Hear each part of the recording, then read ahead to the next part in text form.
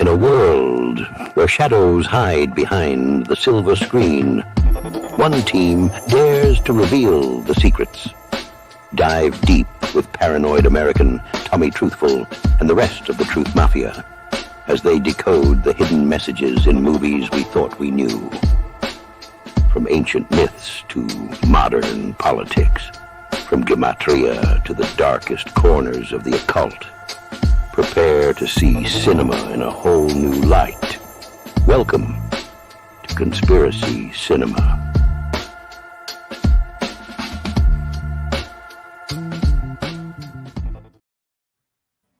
Welcome to Conspiracy Cinema Podcast. You're rocking with us Saturday night.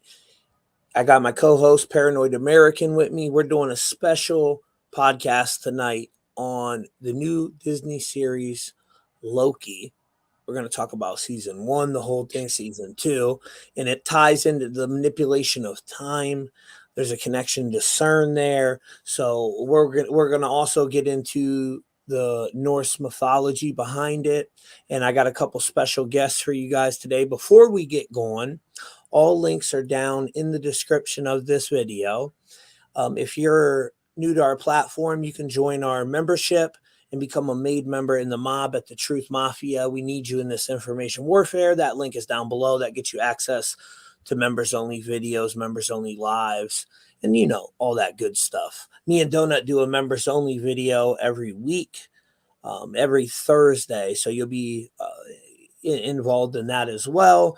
And then if you're looking for a reading to find out if you are a first player character within this simulation we call life or a non-player character, that link is also down below. So let's get into it, guys. And without further ado, our guest, we got Logan from Decode Your Reality with cosmicsugar.org. Shout out to his website, DreamerZ, jdreamers.com, and Paranoid American from paranoidamerican.com. All their links are down in the description. What's up, guys? What's up? Logan, hey, I'm so excited hey, Brother Jay, I'm so excited to have you on. You know, I think very highly of you. I think you're one of the best decoders out here, bro, for real. You know, you brought the elements to the game on the periodic table, and that just changed my life when it comes to decoding. And yeah, I was so excited when I reached out to you with this series because I just thought you would do an amazing job. I know you always go so deep looking into stuff in Loki. So how'd you like it? What'd you think of the series, brother? Yeah, I thought it was there was a few episodes I really kind of I was like, The first 3 were good. Then I think the 4th and 5th one of season 1 was kind of The ending of season 1 was good. And then season 2 kind of, you know, was pretty interesting. I thought the whole storyline was very interesting since Loki is kind of the mercurial energy, if you're going to talk about astrology and astronomy for that matter. I thought it was a really interesting show. I mean, I broke it all down the way I kind of know how to do it. I just did a basic breakdown of it, and I'll be able to share it with everybody here that's watching. That's awesome, brother. And yeah, I'm super excited to get into that. DreamerZ, what'd you think about Loki, bro? I like it. There's still one more episode to go. And I broke down the first season, like on my Truth and Movies or whatever. And, man, the second season was just like, I really like it. Like for me, it got so deep. You know what I mean? Like, and I got some stuff to like share on the screen and stuff too, but it was really good, dude. Like it really resonated with me, like on different levels, not just like entertainment or not. You know, it's sweet if something's entertaining, but if it has all the elements of like quintessential truths that, you know, echo and reverberate throughout time and prophecy and the future and stuff, then I'm hooked. I don't care how cheesy it is. It's freaking good, dude. I like it. Yeah, I mean, Paranoid, what was your thoughts? Because this is the critic here, my co-host. Paranoid. No, I went in hating it. I went in like expecting to hate it. And there was a few things that I was like kind of making fun of it as I was watching it in my head. But like overall, it's good series. Like I actually did enjoy it. I think it's got merit to it. Although I'll just say the criticism right off the bat is that they take a god and they turn it into like a cop show. Like essentially if you were to look at the formula, it's a cop show, right? They like every episode they kind of have to investigate, they have to do interrogations, they're constantly like going to arrest people and lock them up and bring them back to the jail cell. And like it's it's in like the time police area, but and so like that's a reason to maybe not like it, I guess. And that was me going in like, oh, it's a freaking cop show. But it got legitimately good, and they definitely broke away from that in season 2. And season 2 is my favorite when they bring in like the crocodile version of Loki and the girl version and the old man and the kid. Like I just love that's the best version of the multiverse garbage. Like I really am anti-multiverse. Kind of like the new South Park, where they're just like it's for writers to be super lazy and just create another dimension where this new limitation doesn't exist anymore because they want Wolverine to be a girl or whatever. You know what I mean?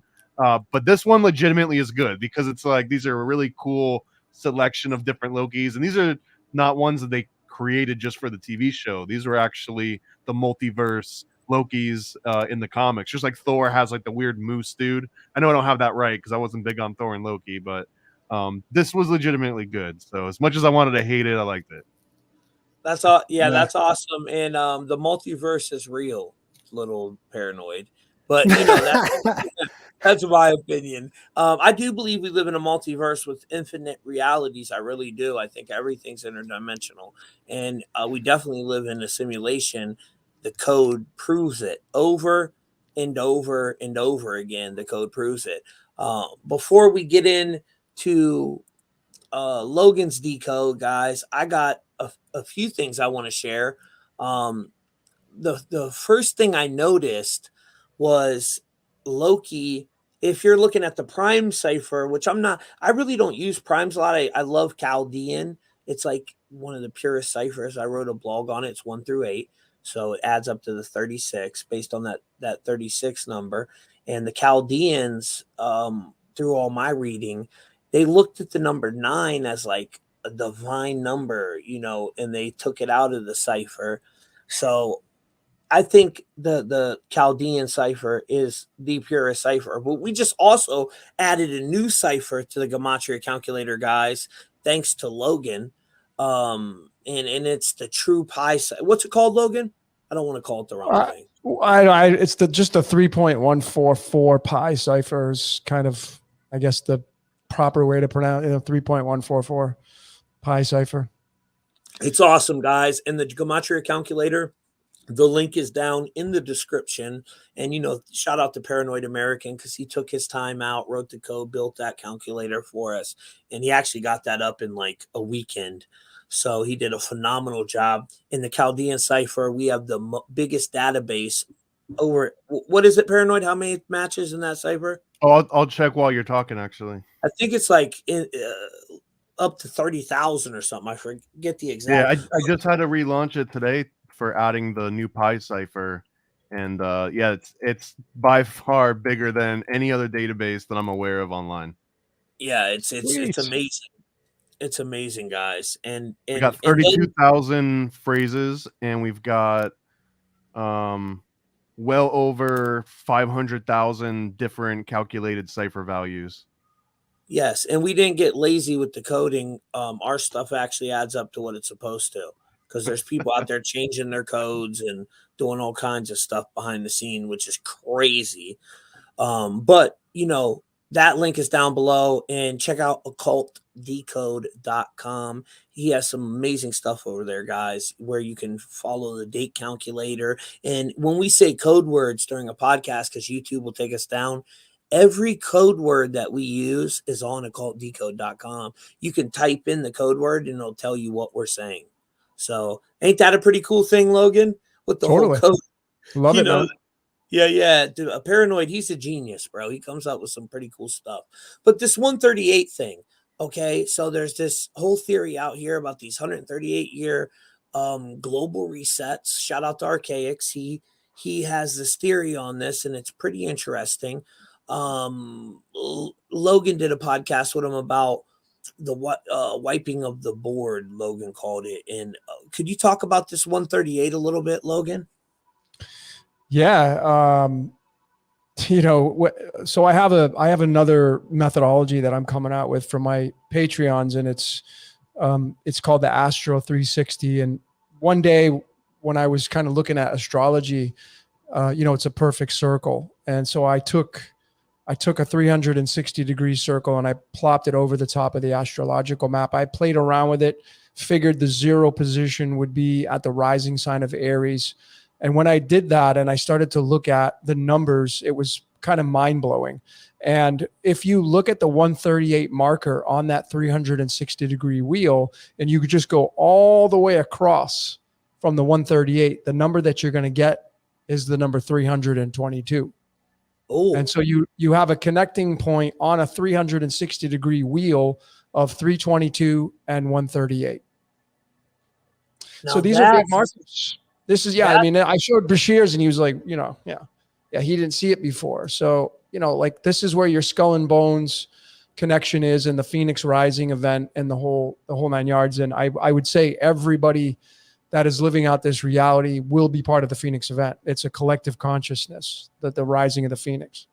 Yeah. And I think so Loki is the one that he's released in the end times during Ragnarok. And I think there's a connection there with this whole 138 cipher, because Ragnarok sounds a lot like this event, which Jay calls the plasma apocalypse. And, people have different names for it. But it's to me, that was just fascinating. When I seen that, I hit you up instantly. And what you're talking about is this right here, right, Logan?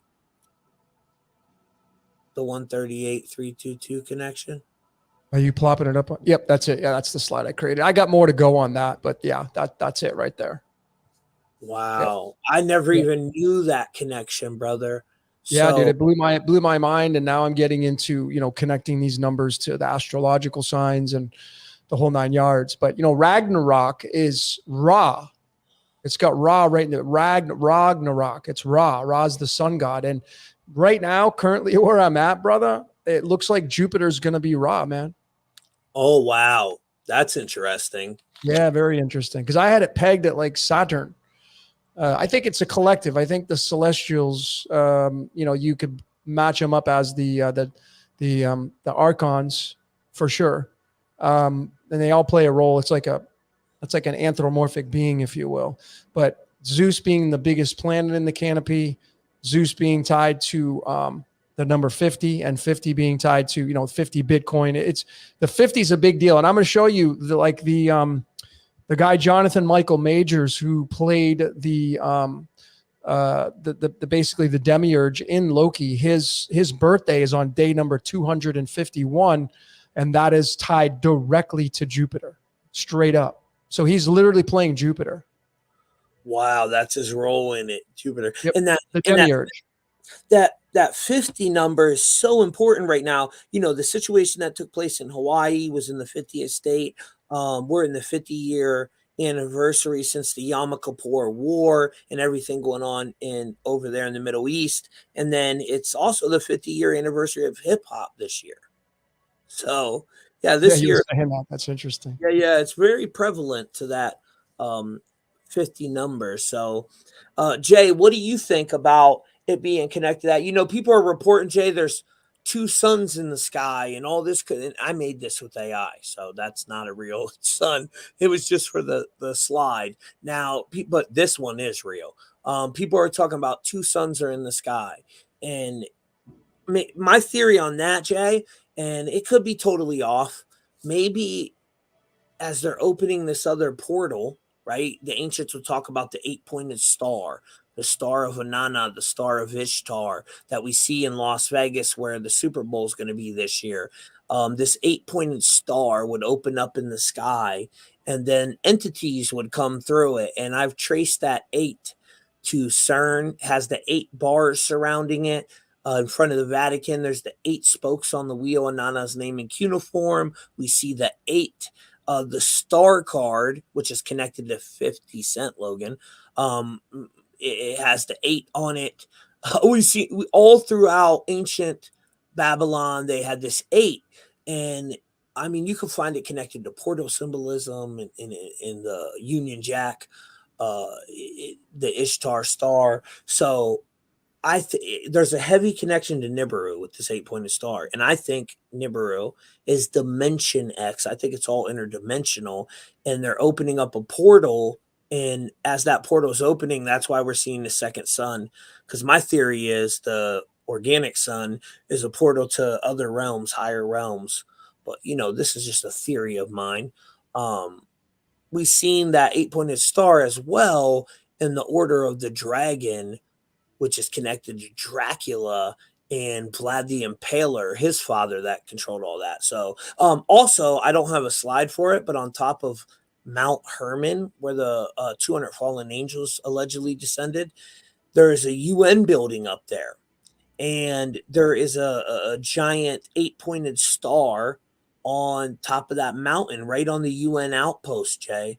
So I'm thinking it's connected to some type of dimension, some portal they're opening up. What do you think about that, bro? About the 8-pointed star? Yeah, the 8-pointed star. Why the people are reporting there's 2 suns in the sky now, and the whole connection to the 138 with these global resets. I think it all ties together. So I just want to apologize. There's a train going by my house right now. I don't know if it gets too loud. No, I can't hear it. Good. Okay. So Yeah. the 8-pointed, for me, that star there's many different ones of those. There's 8-pointed, 7-pointed, 4-pointed, or whatever. Like for me, that circle, there's a double circle up in the sky, is the firmament. Basically, it's a portion of the firmament. And when it shows the star portion of it, or like all those different lines that come out of it or whatever, that's plasma that's coming out of the actual firmament from the plasma sphere up there with it on the other side, really. But the firmament sort of splits the plasma in two. So we have the auroras on the inside, and we have like the ionized hydrogen on the outside. So whenever the sky blows open, or the atmosphere depressurizes, it blows a hole up there in the sky, we go through the neutral point of the polarity shift, which makes the barrier, the protective shield, the magnetic shield around our world fall, or it dissipates. It just goes away, which releases the Kraken, literally and actually. And Cthulhu comes down, and all those tentacles of freaking plasma, they come down. What was I talking about? Oh, the star. So anyways, that's the star that people see up there in the sky. Yeah, That's they say it opens up when this portal would open up within the sky. And shout out to everybody doing the super chats. Antonio, thank you. Eric, thank you, brother. And I seen Eric say I should get a free membership. Eric, you're more than you're right. You should. You always donate and show love. So hit me up, brother. You got my cell phone number, and I'll take care of you with that. So this 17 card in the tarot deck is also, if I'm not mistaken, Logan, is it the 17th card, brother? Yep. And Nibiru is 17 in Caldian. So you think there's any connection there, bro? Yeah, there could be. I mean, the 8-pointed star, that star behind that card on the that card right there, the star, it could just be the sun, right? It could be either Sirius or the sun, but remember 19 is the 19 is the 8th prime number, and so the 19th card in the tarot is the sun. Wow. So you have the sun, then the moon, then the star card, and the star card, this represents Earth, and you become the star of the movie, right? The movie star, rock star, whatever. And so when you look at the tarot cards, the 19 and through mathematics, this is 19th card and the 8th card. 19 is the 8th prime number. And you see that woman right there is taming the lion. The lion is, of course, Leo. Leo is the 5th house of astrology, and it's ruled by the sun. Right. So clearly the lion is being tamed by the woman there. Right. Which is Mother Earth, I would imagine. You got the infinity symbol over her head, et cetera, et cetera. But, there's a lot of things that pertain the number 8 to be tied to Lucifer. Right. Because which I've shown before, the sigil of Lucifer, here's the 8 of diamonds, which is one of Lucifer's cards directly.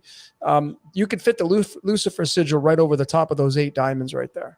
If you know what the Lucifer sigil looks like, you can see how the sigil fits right over the top of that number 8.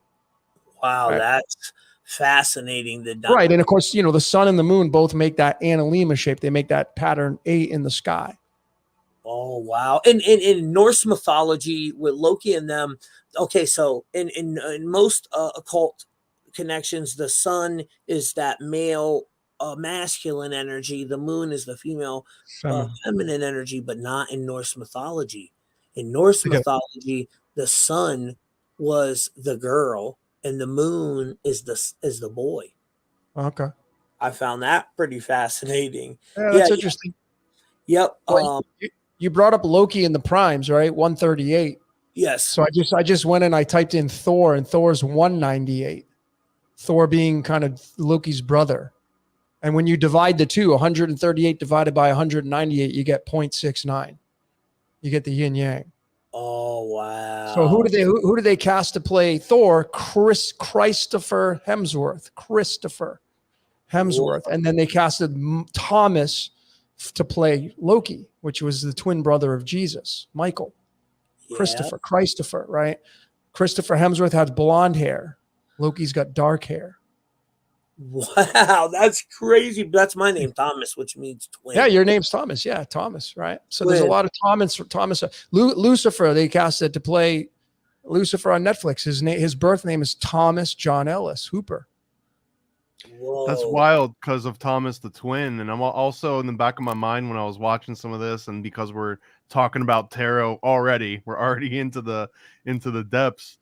And the concept of tetragrammaton that I've been trying to understand lately, and that's basically the male entity joins the female entity. The father joins the mother, and they have twins, and those twins are the ones that represent the final cycle where it goes back into the loop again. And here we've got Thor and Loki being the twins. Does that mean that Thor is the masculine and Loki is perhaps like the feminine in that aspect, since it was Loki, Hermes, other words that I don't know if we can say.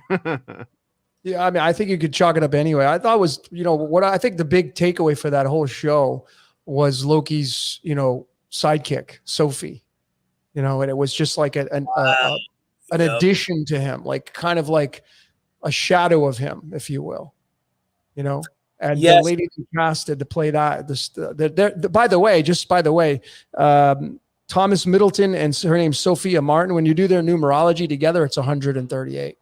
No way. Yep. And yeah, names 138.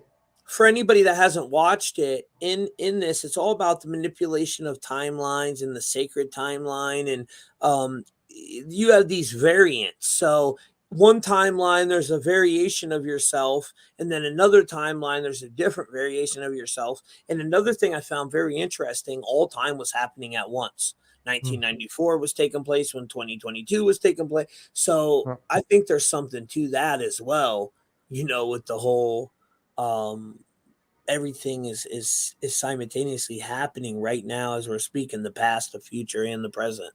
Do you think so too, maybe, Logan? Well, here, I'll ask you to do this for me since you got the share screen ability. Go type in on a search engine lightning bolt. Lightning bolt? Yes, lightning bolt, and just pull it up on the screen so everybody can see that. Okay, 1 second. Just Google it, lightning bolt, on a black background. I hope you pull up a picture of Jolt Cola. Yeah, there you go. I remember that stuff. Just normal lightning bolt, right? Yeah, just a lightning bolt. Plop it up full screen on there so everybody can see. Let me share my screen. Entire screen. Boom. Share. There we go. Is it opening? Oh, there we go. All right. Lightning bolt. This is what it took me to. Doesn't matter. Anyone will do. The image of it is what you need? Yeah, right there. That's it. Maybe go down what has more branches on it. Maybe click on one that has more. That's got more branches coming off. That's your timeline right there. That's your timeline. And what is Zeus known for? He's the god of thunder, lightning. Yep. So they cast this guy Jonathan Michael Majors to play the last man standing and being the demiurge, which he is, and his days tied right to Jupiter. His birth card is the 30th card in the deck, the 4 of diamonds, which is tied to the word demiurge and Jehovah. So there you have it. Oh wow! And that 30 cipher, I just did one, Logan, which that's crazy you mentioned 30 because I just did one. It's over on truthmafia.com. Me and Ani Asoru, and we were talking about like the whole vampire and reptilian thing. And when you look at that 30 cipher, vampires is 30. Yep. You know, it's like that. We weren't talking about real vampires or real we were talking about like interdimensional psychic type vampires that suck that energy off you, that loose energy, that energy harvesting. You know what I'm talking about? Yep. So is there a lot in that 30 cipher, Logan? Yeah, I mean, the Santa Claus is 30. The whole representation of Santa Claus is the demiurge coming down the chimney, down the lightning rod, down the pole to play the game of life. 30 is, Jehovah, demiurge. The word role play is 30, which is, how I stand on that. People are being role played. The word feedback, like your brain giving feedback, is 30. 30 is 30 is tied right to Lucifer as well, because it's tied to the son of the morning. That's tied right to the 30 as well. Holy cow. I wish I'd have known all that during that podcast. Yeah. Yep. That's another one that phosphorus. Another one you taught me about that I'm so thankful for. I never knew about it because whenever I would talk about the Matrix, there's other teachers out there that I think a lot of people are using way too many ciphers when they decode. Agreed. You should probably stick to one or two. I like using Caldian and Latin. Them two are probably my favorite. But Caldian's definitely my favorite. But so when I first started, I would just look at ordinal, which ordinal's okay too. It's based on the ordinal's English great. Yeah, A is 1, B is English 2, is C great. But when people start using all these other ones like together, it's like you can make anything connect. You know what I mean? And so this one, I was always looking at that 118 cipher, but then with the whole matrix thing, there's a huge connection to 31. And I found this fascinating, Logan. In squares, the matrix is 2040. And that's when they talk about that Phoenix phenomenon 2040. So yeah. Well, the 118, that 118 is amazing because not only do the 3 founding members, their names from XRP equal 118, but the 118 is tied to the element tin, which is the 50th element on the periodic table. It's one of its atomic weights. It's actually its average atomic mass is 118. Wow. Yeah. So it just goes back to Jupiter. Jupiter. 24 is tied to Jesus. Jesus is 24 in the Greek. There's the new pi cipher, guys, right there. Nice.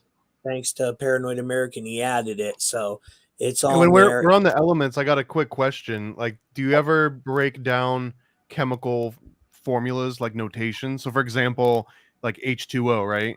Does that ever turn into 820 or 8219 or something? Yeah. Those or yeah. When you kind of add everything up, it's called the molar mass. So H is hydrogen. Two hydrogens and 1 oxygen. So you can take the 1.008, which I just round up now, 1 and 1, which is 2, and then oxygen is 16. So you have 18 there. And next thing you know, you have H2O, water, being tied to Jesus because Jesus equals 18. And, that's obviously very important because I feel that that's what we're all playing out, is just having a Jesus Christ superstar experience. Water is the primary base fundamental of being a human being, right? Blood, fluids, all water. Wow, that's fascinating. And guys, over here, when you're on the Gematria calculator, you'll see it says powered by Occult Decode. That's my boy Paranoid American. He has the date calculator over here. Say you're looking for a date, right? And you hit this after you look for a date, you hit the moon. That'll show you what all events took place on this date. So down here, you say 37 of 99, right? You hit that moon, it'll show you every historical event that took place on that date. And that's pretty cool. There's not too, I don't know anyone else doing that. And then the banned word list, Paranoid, you need to add T-Rex. I sent you a message about it. Don't say it online, T-Rex? but yeah, that has to What do the with hell is T-Rex mean? shout out to the rainbows. All I'm gonna say. What does that mean? Ban wordless. What is that? So these are all words you cannot say on YouTube, or your video will be taken down. Certain Right. words, or it'll Serious? definitely, yeah, they'll be demonetized anyways. Like Yeah, if you wanted to say the name of a certain German leader from the 40s.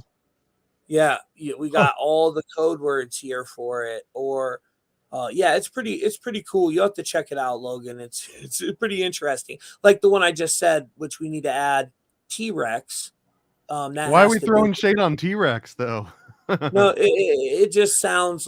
Me and Ani came up with it in our podcast we were doing, Okay. and I messaged you instantly. It has to do with the rainbow, and I think you get my drift there. And we're not talking about time, because the rainbow is also connected to time. And look into the Rainbow Bridge, which is very fascinating with Loki and everything, because they had that bridge that took them to it went from, what was that bridge called again? Was it the Bifrost Bridge? Yeah. Okay, the Bifrost Bridge. That's it, it looks like a rainbow in there, right?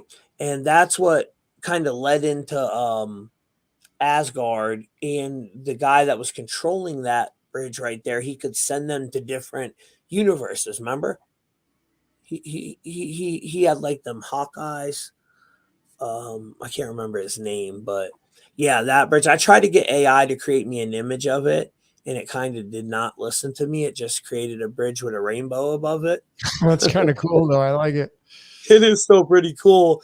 That's really cool. I like it. Yes, but it's pretty fascinating with all that stuff. And another connection I had before we let you guys do your breakdowns was this one. It goes deep. This was the deepest I went with it. So I went down a kind of crazy rabbit hole here. And I looked at Loki, right? In the Sumerian cipher, Loki, fire god, is 666, matching dark matter, the whole CERN connection. I Pet Goat 2 is also in that cipher, which if you watch I Pet Goat 2, guys, it's all about CERN predictive programming in it. And then computer is 666, right? Well, the first computer was sold for $666. And 666 doesn't mean what you think it does anyways.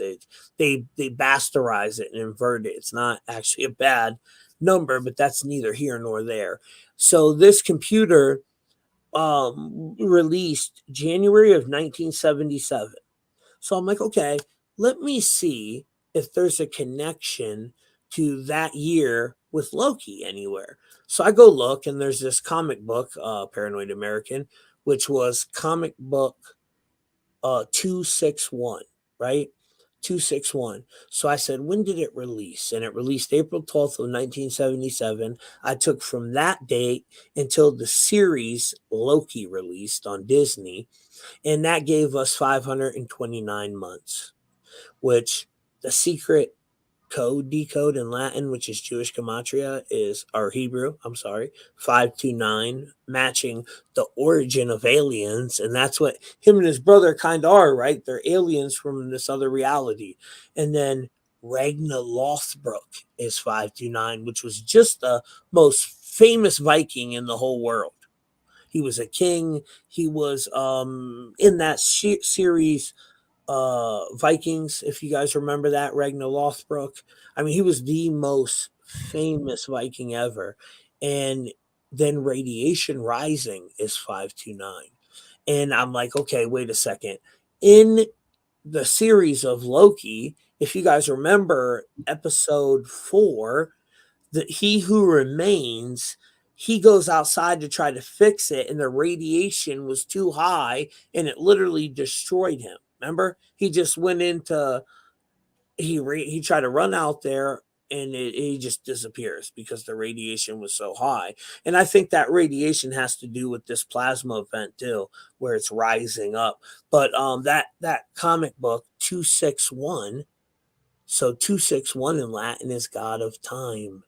And what does it say above the doorway where he runs out and gets destroyed by the radiation? all time, for all time, always.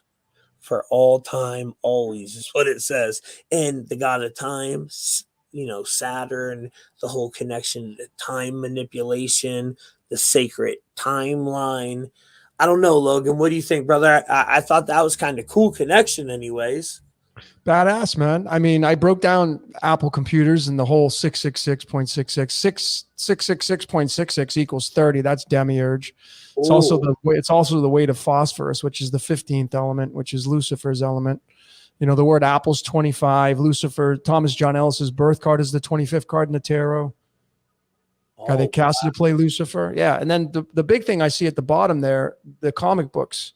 Like, how do they get this right? Like, think about this, right?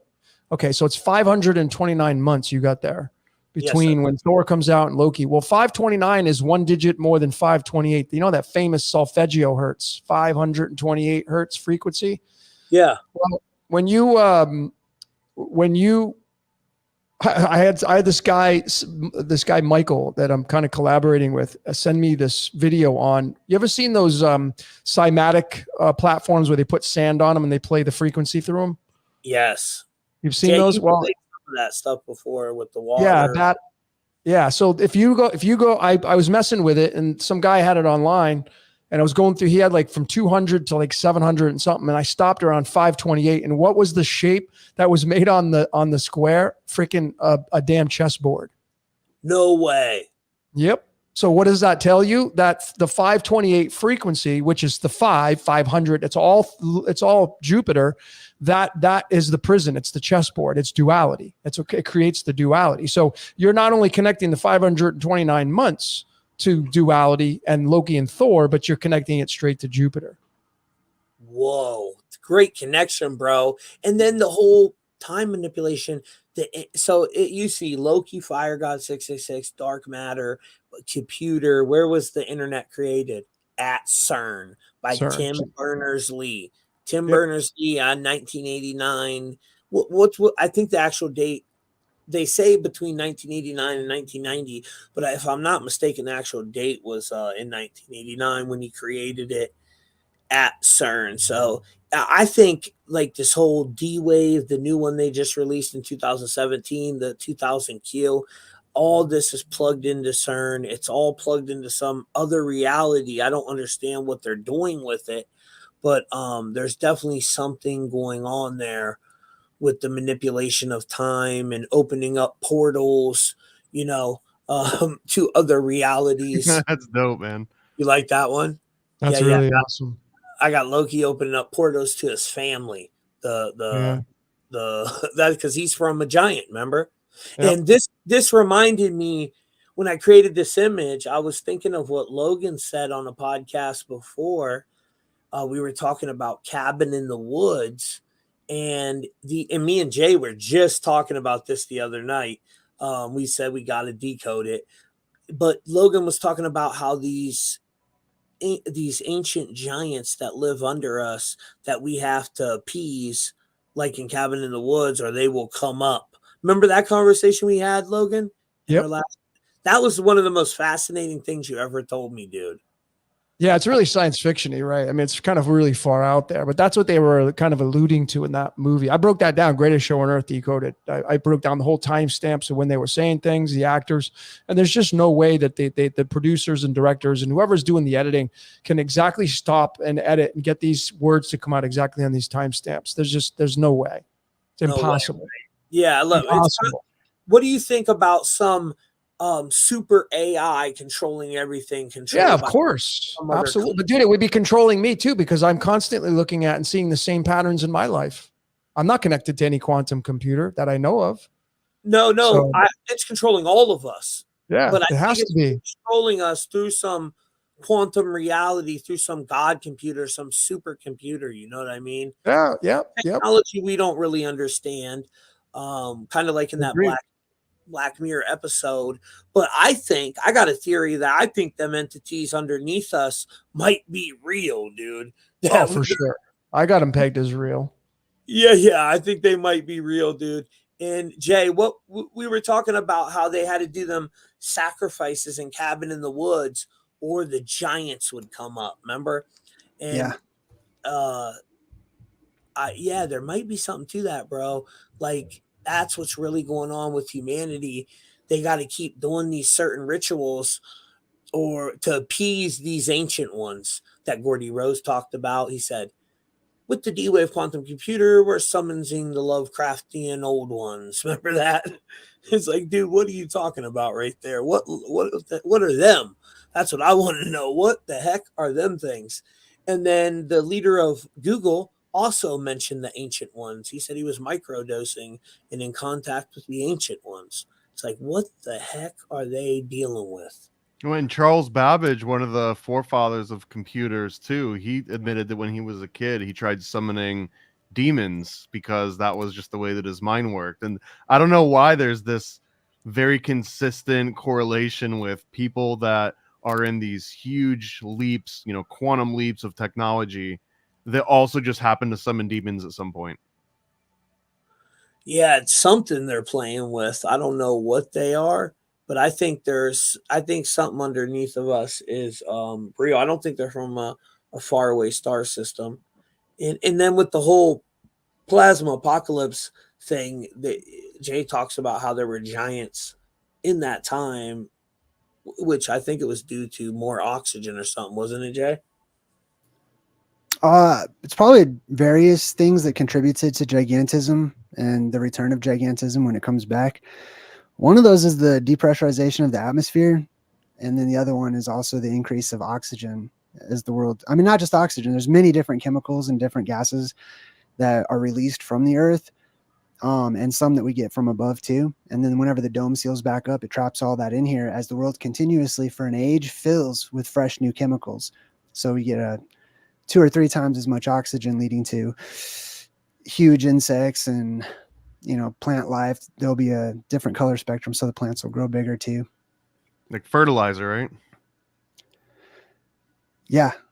Yeah. Like fertilizer. It would be like Honey, I Shrunk the Kids. Basically. Yeah, I was just going to say that. Honey, I Shrunk the Kids. Yeah, that's exactly what it'll be like. Cause all the plants and stuff, they grow very quickly. And then children born into that age, they'll grow bigger and bigger and bigger, but we will remain the same size, relatively speaking, as the world around us very quickly grows gigantic. Like you're in, what was that? Super Mario 3 world number like 8 or something. It was like the giant world where you're tiny. You know what I'm talking about? It was like either world of 3 or 4. Yeah, it was one of those type of situations. So now we're talking like Honey, I Blew Up the Baby sequel. Yeah.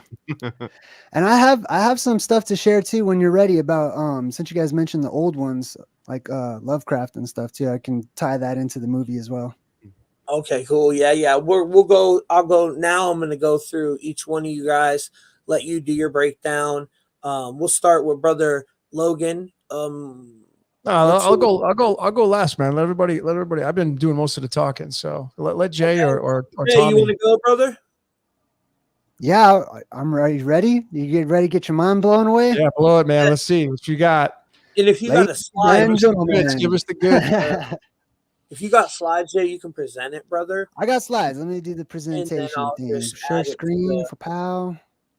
And somebody in the comments said, where can I check dates? And that I put the link in the description. It's occultdecode.com. It's really a great site, guys. Paranoid American did a fabulous job with it. And, just building that calculator, Ani just put it on his website. Ani started his website, Nagaverse.tv, guys. Nagaverse.tv. So it's awesome. The whole Truth Mafia can use the technology and use it on their sites. It's just amazing thing, man. All right, check this out. So back to the movie Loki. This is the symbol.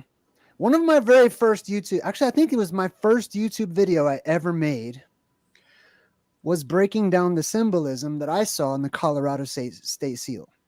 Because that's where I live, so I see it all over the place, right? And that's when I really started getting into symbolism. And then as I was breaking down the symbolism of each element within the Colorado State Seal, I realized I'm looking at a hieroglyph. I realized that this isn't just pretty pictures or symbolic elements randomly thrown together. It's a message.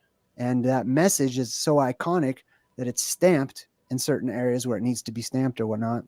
or presented in front of people, right in front of them. But the people that don't speak the the language of images, and can tap into like that realm, don't understand it. It's like a dream to them. They're just to see gibberish. They're just like, oh yeah, I guess it could be this. I guess it could be that. So I'm going to break this logo down. This is the Time Variance Authority. Oh, So this is the space cops in the show Loki, basically, right? They're out there trying to keep order in the cosmos or in the heavens, you could say. So check this out. This bothered me. Like, this symbol bothered me. It presented a riddle purposefully in my face throughout the whole series. I'm like, all right, let's check this out. So, let's see, where do I want to get first? Let me just see what the next one here is. All right, so obviously this is a face, right? You flip it upside down and you still get a face. So this way, it's one type of a face with like a tongue sticking out at you. whoa. This way, it's like a Roman soldier kind of a deal, little spike at the top or whatever, but it's made to look like a face with eyes right there and the nose and the bridge of the nose and all that type of stuff, right? So one way it's a face, one type of face. One way it's another type of face. So I'm going to break this down and I'll explain to you why. Yeah, that looks like Kali. That first way you showed with the tongue sticking out, the goddess Kali. That's what it is. That is Kali. You're looking at Kali. Every god that sticks their tongue out, this is them. Yeah, Kali, she is pretty crazy god too. Yeah. So I'm gonna come back to the sticking the tongue out thing, because there's a quintessential origin to that, and where that comes from. It's not humans. Okay, it's not humans just trying to tease other humans or whatever. So we got one way, we got another way. I'm gonna start with this glyph right here on the top. So you see that? If I put it the other way, you can see it's sort of the handle for the sword there. Right.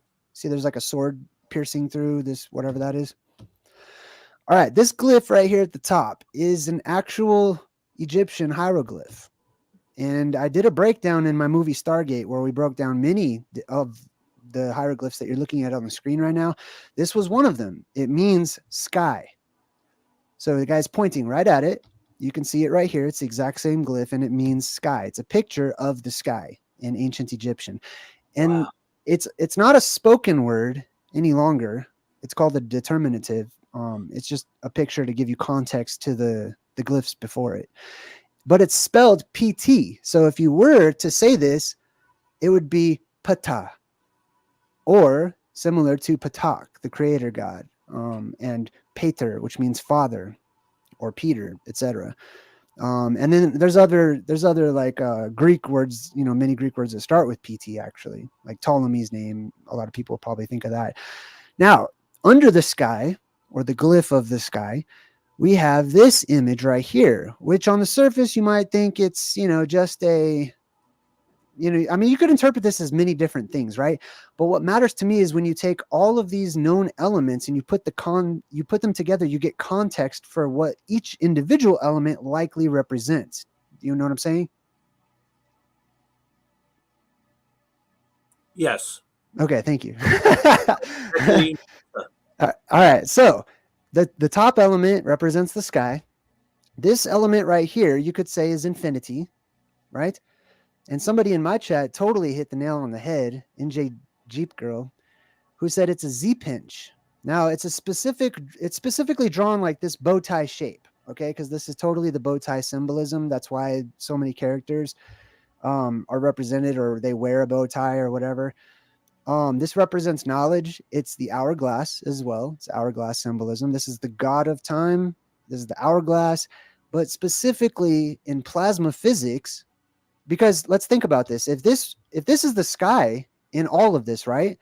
Then we can assume that anything under that represents something earthly, right? Underneath the sky, these would be encapsulated under the sky in our world, in our physical, actual world.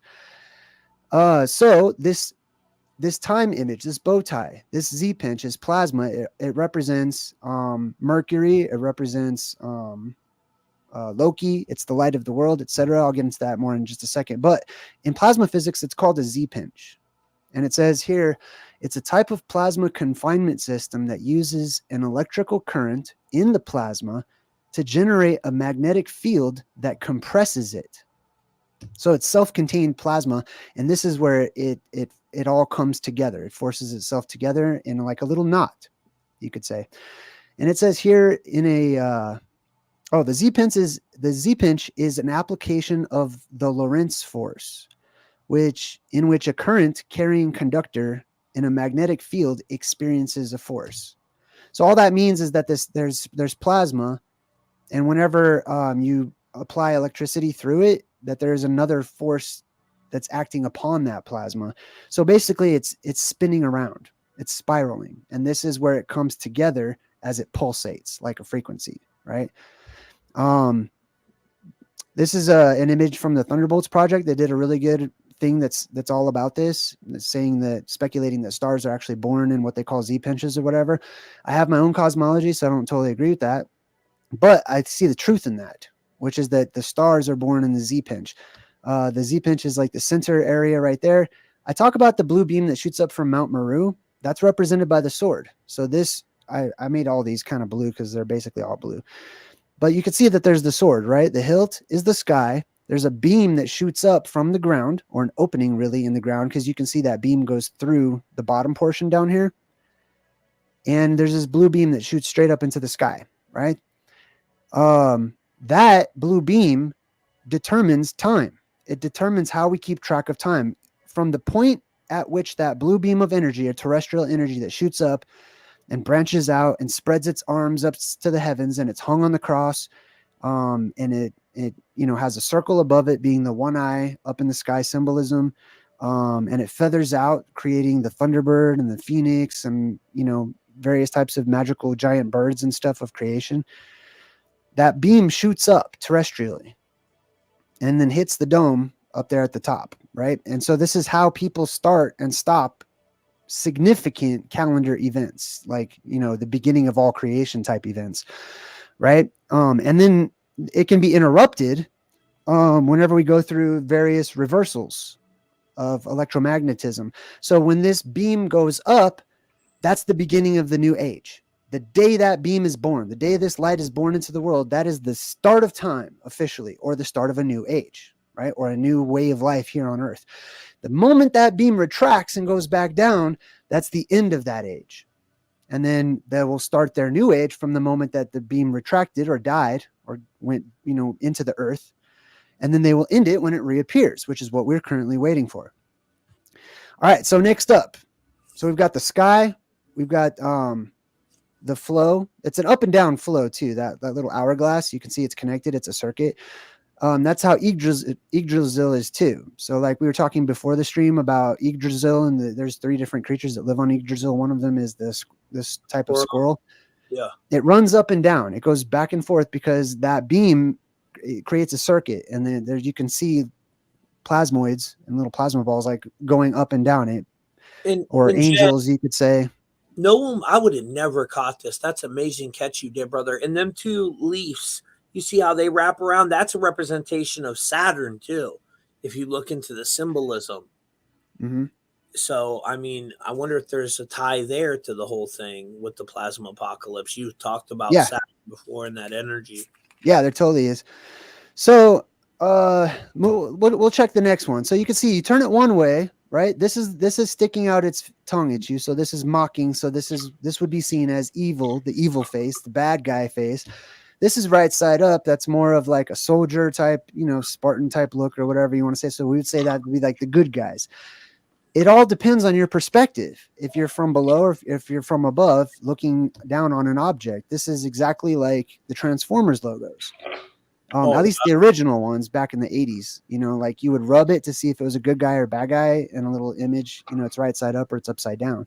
Yeah, I remember that. And guys, hit that like button. We got almost 1,000 people in the live right now. Shout out to everybody. Smash that like button. We love y'all. Go ahead, Jay. My apologies. So you can see it's the exact same image. It's just inverted, right? So I've superimposed it on top of this, and it's the exact same image. I actually broke this Transformers image down in my Truth in Movies for the Transformers Rise of the Beast or whatever it's called. And then here's the other one, right? And then we take a look at it again. You notice the eyes. There's 2 dots to either side of the blue beam that shoots up into the air, right? This gives us the eyes of the owl, or, you know, they're seen as the eyes of many different things. But in plasma physics, these are little toroidal instabilities that branch off from the main beam that shoots up off to the side. It creates eddies because it's up there in liquid, basically, which is the atmosphere. It's, you know, it's type of liquid or whatever. So it's just swirling around just like it would be underwater, but it's up there in the atmosphere, and it creates those eyes off to the side, just like you can see down there on the bottom. This one is done in a lab, computer simulations. These are actual rock drawings of these eyes, these weird, strange owl eyes. And this is the owl symbolism too, because many of these gods and goddesses, like for example, Loki, to me, Loki represents the blue beam that I was talking about, but he has two aspects to him, which is the male and the female. In one age, he's up, he's in our world. And in another age, he's missing and he's gone, etc. In one, he's seen as the masculine. In one, he's seen as the feminine. When he's the feminine, he's Sophia, which is the goddess of wisdom, which is this goddess that holds up the shining light of the world. Who created Yaldabaoth, the demiurge, right? Sophia. Didn't she, Logan, create the demiurge? Yeah. Okay. Thought so. So you can see all these different people drew this after the apocalypse. These are rock carvings the world across where people were drawing strange atmospheric phenomena that they saw, right? So back to the image here. You see this in the Mayan calendar. Same exact type of thing, right? So here, I'll show you the image, right? Boom. That's basically... Wow, and the eyes on this one look even more like those plasma sort of graphs that you were just showing. Right. Watch, I'll turn it upside down. And this is such a great catch. And, you know, it just goes with the whole... because I didn't know at first, I was thinking, am I reaching with this whole plasma symbolism and the 138? But now that I see everything coming together, and I had no idea what Jay presented, I have no idea what Brother Logan presented. You know, we all do our own decodes, and then we come together and share them with you guys. So we don't know prior to the podcast. It's just pretty fascinating. Now, on one way, either way, this represents the Earth. Okay, so on one side, this helmet portion right here represents the dome or the firmament up in the sky, and then you can see the blue beam shooting up through it, going up to the top, and then these I think they're laurel leaves. This would represent I don't know what kind of leaves. I think those are laurels, but I can't remember. But this would represent the plasma. You know, a part of the branch of the cosmic tree of life that's wrapping around the firmament right now, which is what modern academics calls the plasmasphere, which is right next to the magnetosphere, appropriately, because the magnetics actually keep it away. They're repelled from one another. And then you can see it here in the movie. So this right here, there's a lot of elements right here. Basically, this is on the floor, and you see the image on the floor. Okay, there's this ball right here that was hanging up above it, and it's all symbolic and stuff. This ball crashes down, hits this image and cracks it, but this image is right in the middle. Okay, this image basically represents, if you want to know what the message is, this image represents all of time. It represents the beginning and the end. It represents the two different cycles that we go through, shifting back and forth as we go from apocalypse to apocalypse. This is the sky that you're looking at. So sometimes the movies play with our perspective. We know that this is on the ground because it's the floor or whatever, but to some, the ground is the sky, and the sky is the ground. In the ancient myths and legends and stuff, there's an underworld, there's a world above us, etc. But this is segmented. You can see, some of you guys probably already noticed, it's got 12 segments representing the zodiac. Right, and Jay, also the orange, just the color orange, that connection, orange is 33. And if you look into my Ember decodes, which season 2 came out during the Ember months or the Amber months, which is September, October, November, December, each one of them word have Ember in it. Kali, look at the Ember decode up on truthmafia.com, guys. It's all about the color orange and the goddess Kali. And right there, you have a representation of both of them together. So that's kind of interesting as well. Sorry, Jay. Yes. No, you're good. So the orange, for me, the orange harkens to the golden age, or the age of actual golden color. Whenever there was altogether different light sources or suns. And then in today's world, we sort of put those into an amalgam, and like we make one god out of them because we only see one sun in our sky today. But that's what that ball sort of to me represents or whatever. But anyway, Look, it's emitting light too. Yeah. So this would be, it doesn't have to represent our sun or the point of focus up in the sky. It could represent other suns that used to exist, but it cracks the sky, and you can see this is the wheel in the sky right here. You'll always notice this. It's a circle, and then it's a larger circle outside of it. And then sometimes in the ancient religions, they'll draw the 8-pointed star like you guys were talking about, or 6-pointed, or however many different points it has. It just depends on how much time has passed, because that number of tentacles or plasmoids or plasma strands or whatever you want to call them, they come out of the sky. There's more as time goes forward. But this is a crack in the sky. This is a warning. And this is how the movie starts. This is how many movies start. They'll crack. Usually it's glass. They'll break glass. Usually it's a window or something. That symbolically is kicking off the apocalypse symbolism. But this represents the sky, the different separations up there. And then he's talking to this dude, and his name's Ouroboros. Remember that guy? Yep. And he says he hopped into a mail cart. Oh, they're on the radio. He says he hopped into a mail cart and descended into the lower level. So if Loki represents that blue beam or terrestrial that guy's Earth not energy. Ouroboros. The Ouroboros is the Chinese dude. Remember, that guy is the guy that was in Alcatraz, that escaped from Alcatraz. Right? No, you're totally right. That's not Ouroboros. That's the that's the male guy or whatever. Yeah. In the future. But he's right. a big character in it. Yeah, Ouroboros is the Chinese dude that wrote the handbook. Yeah, a little Jackie Chan looking dude. I remember that guy. Yeah. Wasn't he the kid in Indiana Jones? Oh, I don't know. He might have been. So.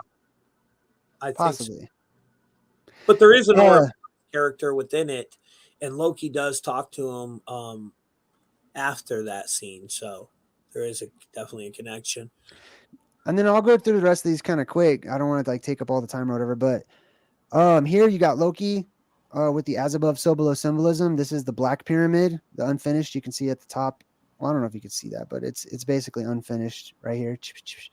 And that represents Mount Meru or Rupus Nigra, the black mountain, the dark mountain.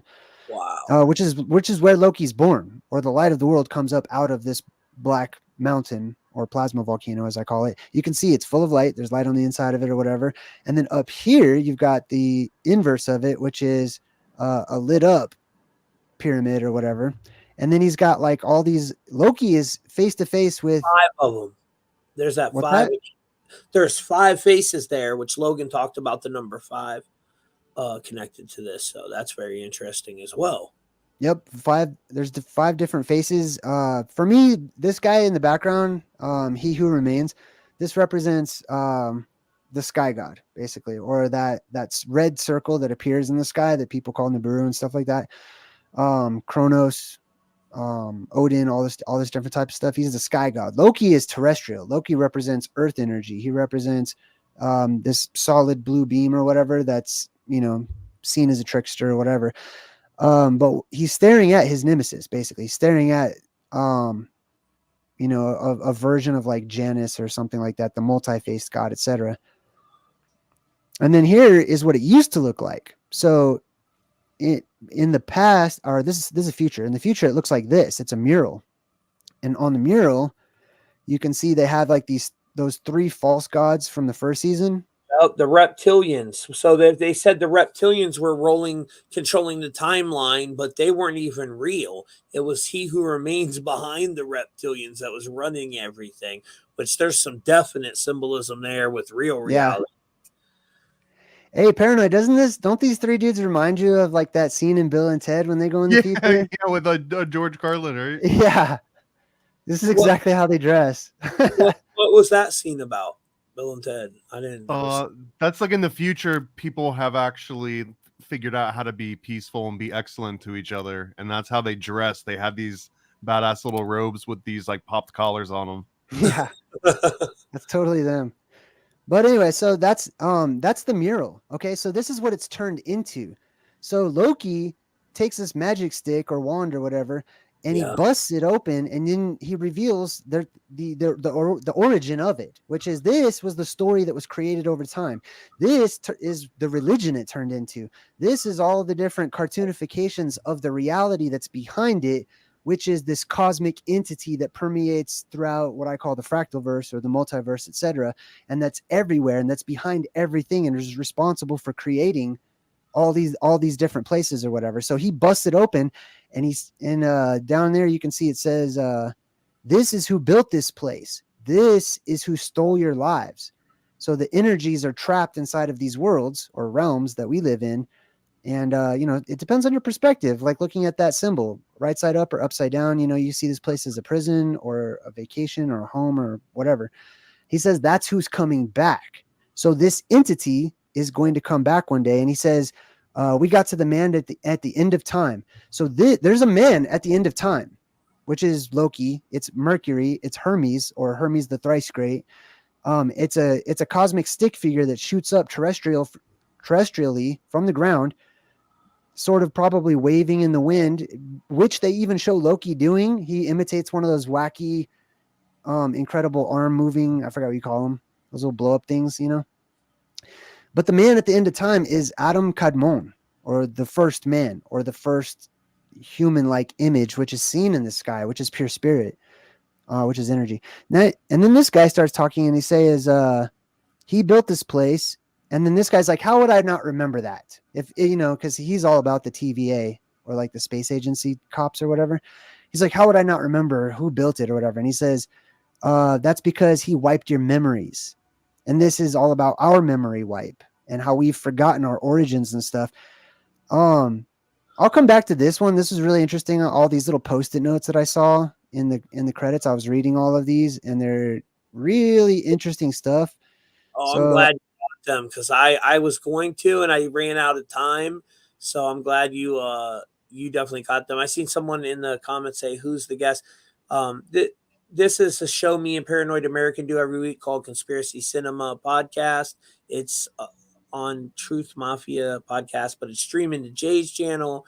It's streaming to multiple platforms. And me and Logan was going to do a show, which I invited Jay on, so yeah, if that answers your question.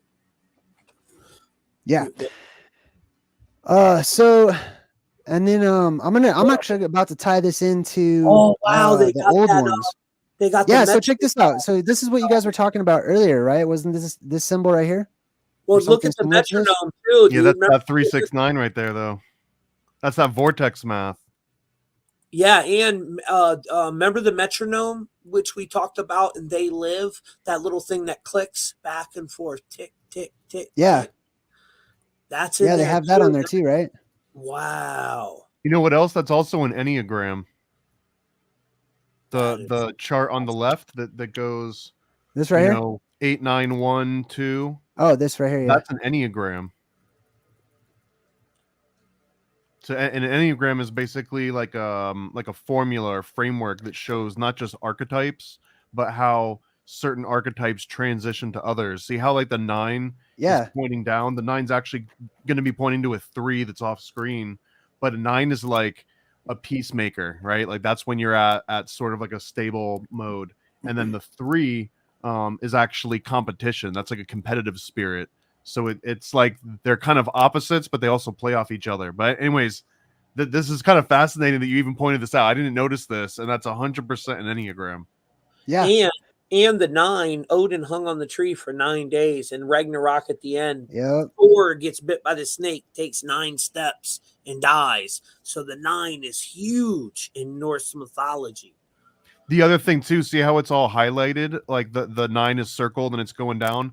That's because in this Enneagram and in vortex math, and this is where Tesla said if you could understand the 369, that this is kind of like an infinite loop, because you can keep bouncing between these 3 points, 3, 6, 9, over and over and over again.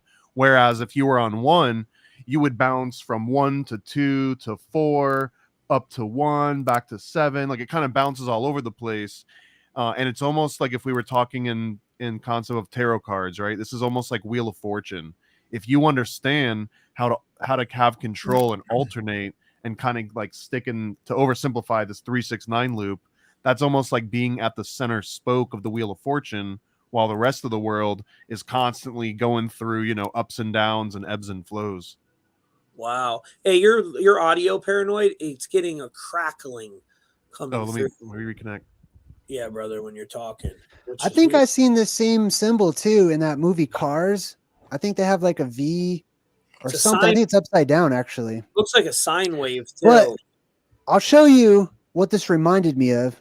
It's another movie that I broke down, and they have this exact same symbol in it, which is crucial. You guys remember? Can you guys take a guess what movie this is in? This exact same glyph? No, I don't have no clue. Let me show you. I This wish is I- the glyph that was the Star- crucial glyph in the movie Stargate. This was the glyph that they needed to interpret and figure out how to time travel. And Whoa. in it, they had two witnesses that they would draw on either side of this, right? So in this represents, for me, the unfinished pyramid or the plasma volcano of Mount Meru or Rupus Negra. And then the eye in the sky directly above it. And this is where the symbol for the Illuminati, typically, with the all-seeing eye placed either above or inside of the pyramid, right? They squished them together. Tanit too, the goddess Tanit. Yep. I'm all Yes, about good one. Remember I showed you that, Jay? How there's so much connection to that goddess with the plasma stick figure. Remember I showed you her because Paranoid got me hip to her. And they used to sacrifice younger people to that goddess. That was a Carthaginian from Carthage, right? I think she's the real goddess, and that like Baal and all the other sort of male deities, they were kind of set up as the exoteric version, but she's really the esoteric behind all of it.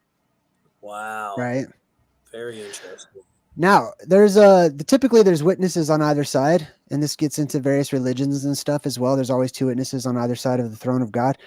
And they have different names, or sometimes they're represented by pillars or columns, etc. Right? But for me, because it's electrical or electromagnetic in nature, this is an anode and a cathode on either side of Mount Meru that has that central beam that shoots up that touches the hole in the sky. And then in the credits, you see that they have Chronos on the clock here.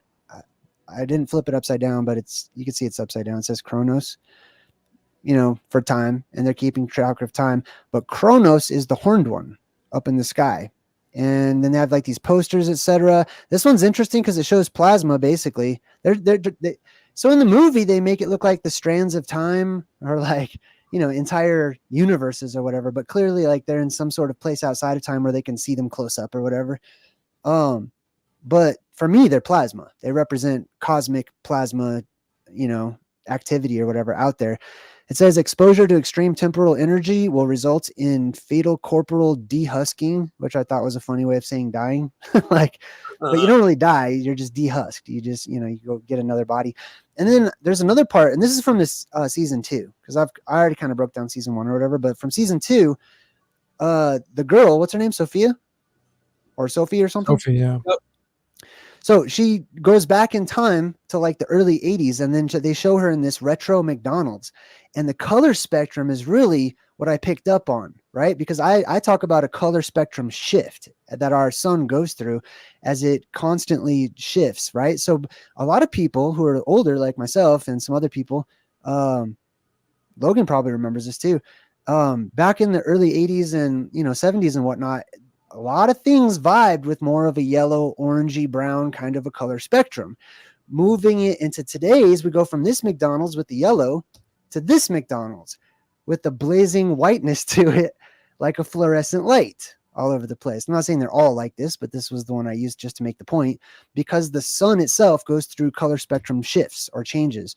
And they showed the colors in this movie as they do with all of them. This is that dude Ouroboros, who represents a circuit, energetic circuit, and he says the containment doors are locked, so they need to unlock these containment doors so that they can go fix this loom or whatever, this loom that's going to like weave together all the timelines perfectly or whatever. And he says the containment doors are locked, so only the person who designed the containment doors or the facility, which is this TVA or whatever, can open it with a live scan of his temporal aura. So they need a temporal aura, which is a spirit body or a scan of one, in order to unlock the containment doors. And that would be he who remains, right? After everybody dies in the apocalypse, figuratively speaking. And he says, but he's dead. He who remains is dead. So these characters, they don't die. Okay. The terrestrial beam energy seems to die, and it seems to be buried in the earth and disappear. And we mourn, but then it reappears, right? Because it's cyclical. Just like the eye in the sky seems to disappear, but it's still there. It's up above us in the firmament. It's just invisible right now, but it will reappear one day as the energy reverses. And then he says, so without Miss Minutes was AI, or she represents the information of the earth, or terrestrial earth energy, which is represented by Mount Meru, which is MNM, which is Miss Minutes, or 33 sideways, right? Because Mount Meru is 33 miles in around, right? Circumference. Damn, hold up, I skipped that. Hold on, let me get back here. So he says, so without Miss Minutes to help us override the lock, we're stuck. All right, so basically what this means is that they need Mount Meru to activate so that there can be this spiritual image of a human in the sky. I'm speaking about the movie, but also like forgotten history, okay? So Mount Meru activates, Miss Minutes, turns on, shoots up this beam into the sky, which branches out, giving us the Atlas figure that's holding up its arms in the sky, etc. Loki, etc., or the man at the end of time, you could say, etc. And when Mount Meru activates, that's whenever Jesus is born, because this is also Mother Mary, which is Miss Minutes or whatever, who's surrounded by this crystal clear lake or whatever. So they say we have to convince a rogue artificial intelligence to come back to work, which is interesting because if this is true, then what they're saying is that the core of the earth, right? If I were to transfer that into my perspective with the plasma apocalypse and my cosmology, that the earth energy itself is a form of artificial intelligence or a program, right? Which is interesting. So they need to activate this program to sort of, kick off the apocalypse or whatever. And then they show you all these guards that go through all these doors that open up all across time and places so that they can change events. And this reminded me of Monsters, Inc., right? Oh, yeah. They have all these doors in this warehouse or whatever, all the guards go through and stuff. And then same concept in Monsters, Inc., where they have all these doors and they go through, etc. And it's all about energy transfer and things like that. And then you have the all-seeing eye in the background and stuff like that too. And then Ouroboros is like, I could take her offline and reboot the system. So when he says reboot the system, the defenses will go down. This is the neutral point of the plasma apocalypse for our actual physical Earth that we live in, where the electromagnetics hit a neutral point and there are none to protect us from what's above, which depressurizes the atmosphere because now there's no magnetic force to hold in all of those gases that are opposed to a magnetic force. So all those gases rush to the apex of the dome or the firmament, bursting it out, creating a hole in it. And then all of that cosmic plasma comes down. He says, we're going to reboot the system, but we'll lose the entire safety system, right? That's our safety system, which is the sky, which is the electromagnetic force that's up there, keeping that plasma at bay or asleep or waiting or whatever. And he says, so what are we going to lose?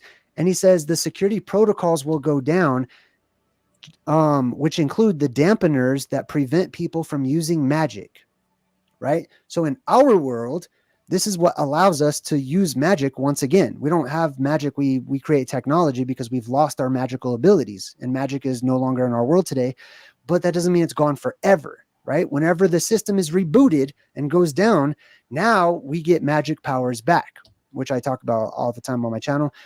Tommy, you shared this one, and it reminded me of the firmament as well, with like that inverted dome. If you were to look at this like it was the ceiling of our world or the sky or whatever. And then whenever it opens, because there's different layers to the sky, there's different heavens or whatever. But whenever it opens, this is the depressurization event, and there's all this plasma that's out there. And then this guy turns into like spaghetti, right? Yeah. He gets all stringed up and he turns into string. This is he who remains or whatever. He goes out there and it's all of this, what looks like spaghetti, but it's basically plasma. Or these are, I don't know what they're supposed to be, like miniature timelines or something like that in the movie. They don't really explain it. Well. But it turns into what looks like a big bowl of spaghetti. You see that? It's pretty crazy. And that's the slide I was showing here, Jay, with the whole radiation rising in that 529 connection. So that's fascinating. That's what happens to him, guys, in that slide I was showing you. So when the timelines start to go apart, so that's the first time we see this happen, right? And then in the last episode that we just seen, episode 5, because we haven't seen 6 yet, that starts happening to all the timelines, Jay. Remember? Yeah. Well, that's because this, I believe that this, well, first of all, my cosmology is like older from, the ancient world or whatever. And I also incorporated some new stuff that I've learned into my own personal cosmology. But I like the Norse tree of life. I like Yggdrasil. I like that there is this cosmic tree that is not just terrestrial, but it's cosmic. It goes through our world, permeating our world and energizing our world. But it also supplies energy to all of these other realms that are on its branches, that hinge on its branches, which gets us into like what I call the mind of God or the fractal verse and synapse theory and stuff like that. But if we take a look and we see the plasma in this spaghetti symbolism over here, it reminded me of the flying spaghetti monster.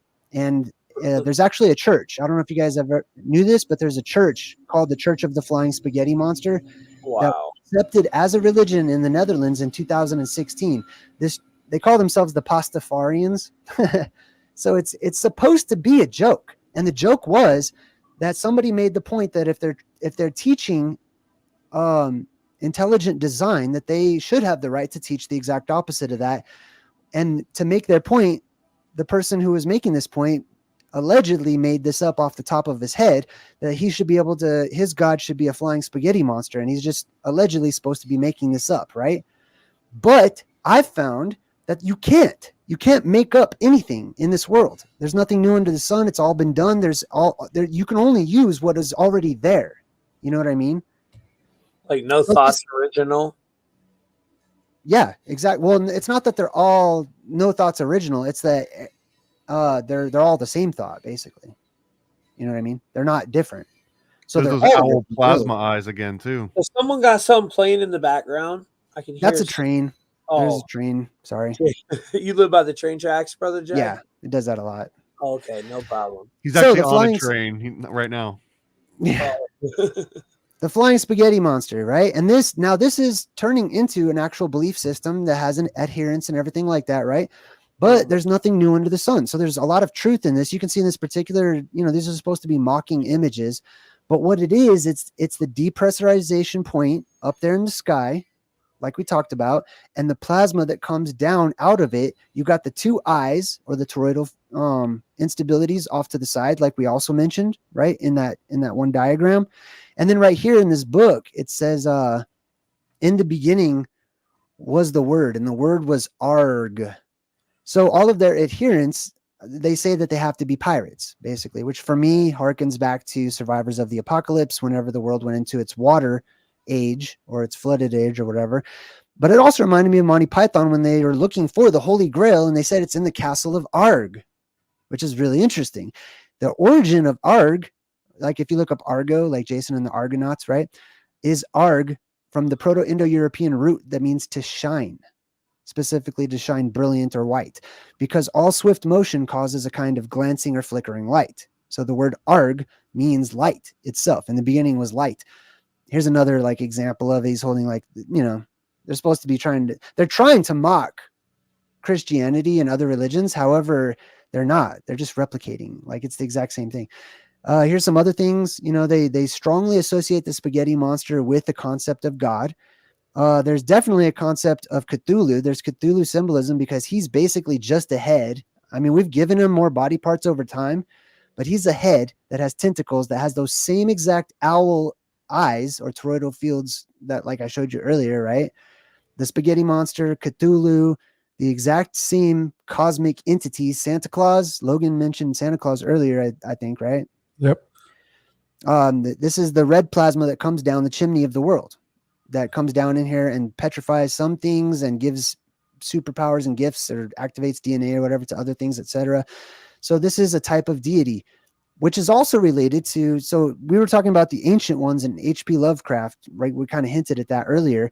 This is not Cthulhu. There's different entities in Lovecraft's writing that, they all have tentacles and stuff, but this is actually like the father of Cthulhu.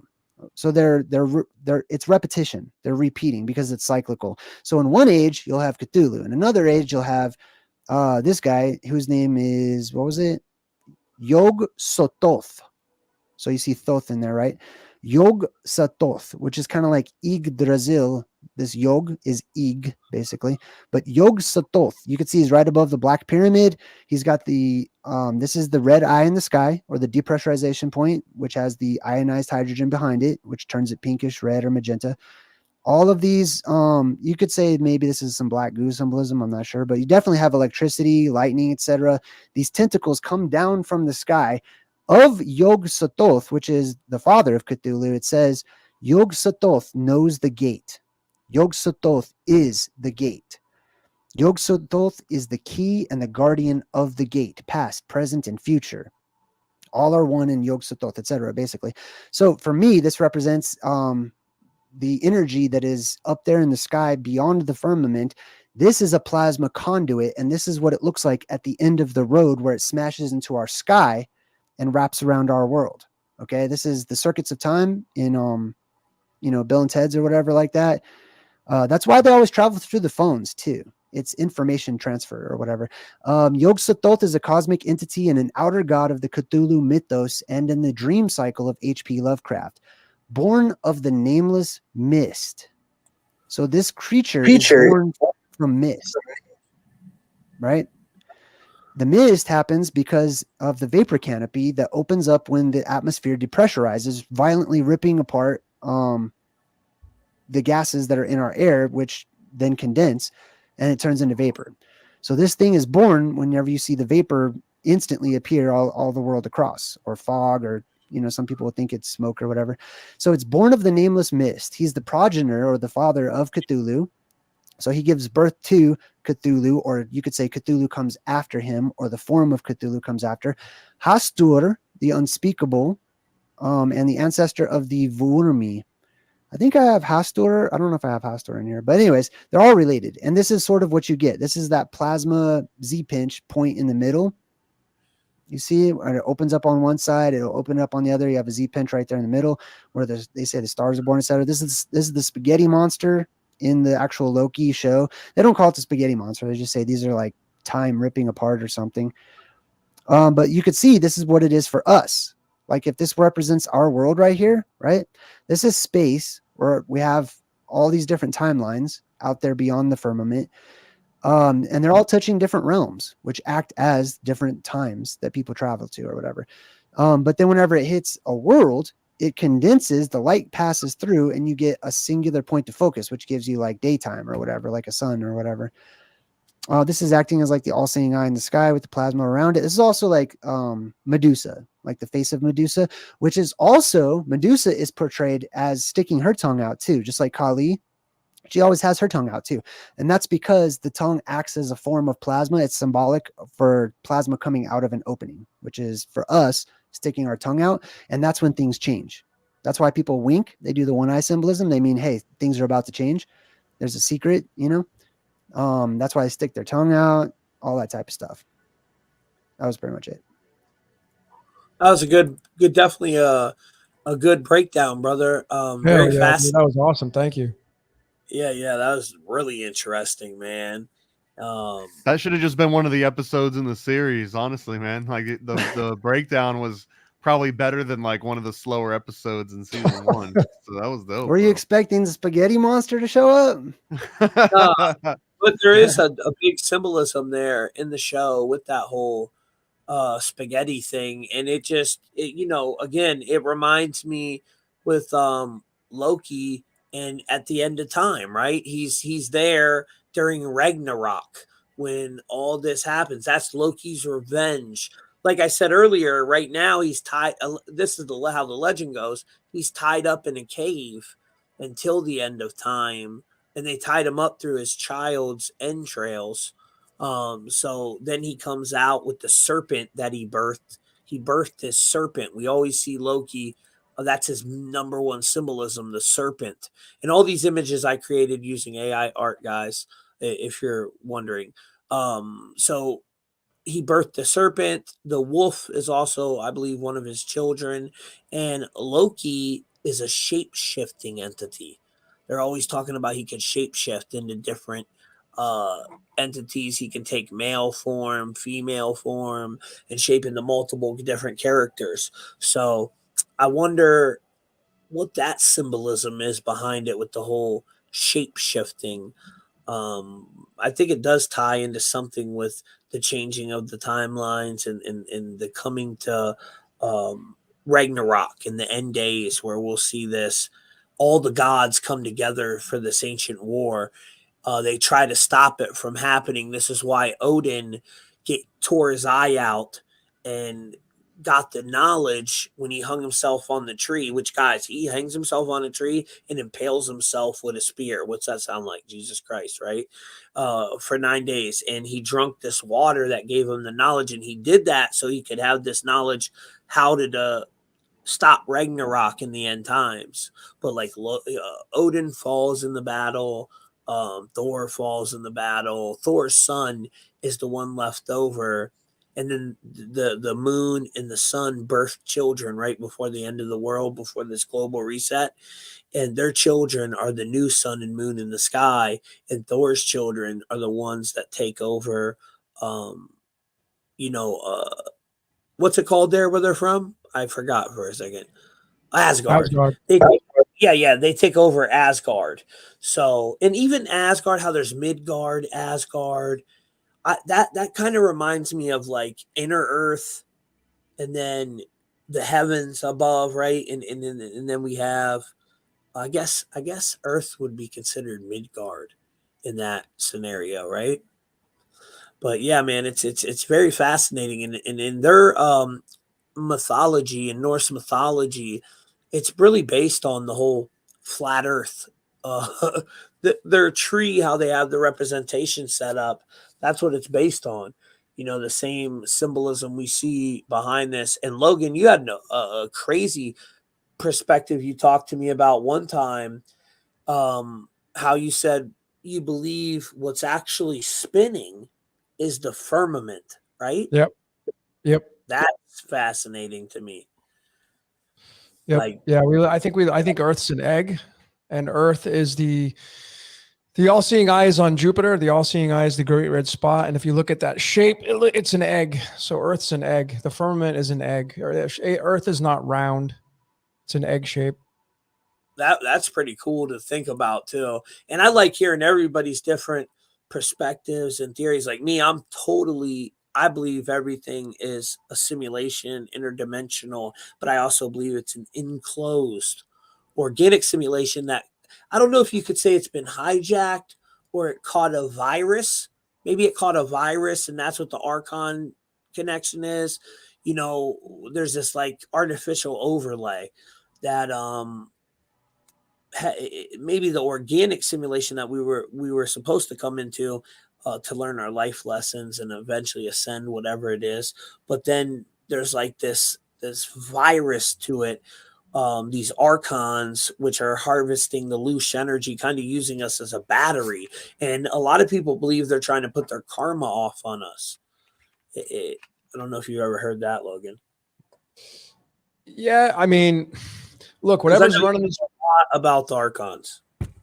Yeah, totally. I mean, the archons in Gnostic is the seven, is the Sun, Moon, Mercury, Mars, Venus, Jupiter, Saturn. Those are the seven archons, which in Caldian that equals 143. 143 is tied right to pi, right? It's pi. It's a permutation of pi. So pi is the Earth.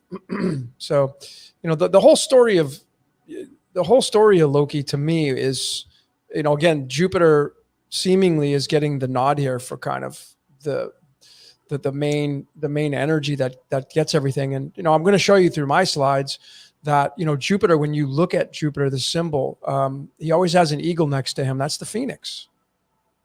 Wow. Yeah. So Jupiter does. So does Enlil. Remember, is Enlil Jupiter? I think, well, Enlil and Enki together through numerology equal the number 30. Oh. So to me, that's the personality through the Anunnaki story of whatever's running this reality. Interesting. Yeah, because Odin to me is Uranus. Anu in the Anunnaki story is Uranus. Anu is Uranus. And if you go all the way back to ancient Sumeria, you're going to have the land of Uranus, and their sky god was Anu or An. So Uranus gets the nod, and then Uranus and Gaia through mythology, they give birth to all the other celestials. So it's heaven and earth birthing all these celestials.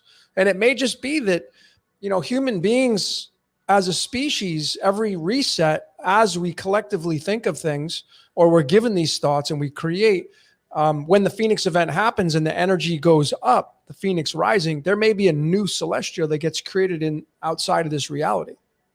And that's how every time we go through a cycle, a new planet's created, and that's how these planets are described through the mythologies of being created by Gaia and Sky, which is Uranus, canopy. The celestial, that was in Marvel's damn, what was the name of that one? Sentinels? The Eternals. Yeah, remember the Eternals? Yeah. There's a new celestial, and that whole, we'll have to break that down sometime too, because that, I believe, is the symbolism of this reset as well. It's like so ingrained in all these shows. It's pretty crazy. Now, which one of you two gentlemen want to go next? Paranoid? Go ahead, Thomas. I just got a real quick one because, yeah, dude, like I can't even follow up Jay, bro. Jay came out and like dropped the mic, but I really wanted to hone in on Kang the Conqueror. That's the guy that has the 5 faces behind, right? And he gets presented in this show almost like he's this, you know, super god or like superpower. They don't really go into his backstory, but in the actual comic backstory, he's just some dude from the year 3000. And he's a criminal that has access to time machine, essentially. I'll oversimplify it.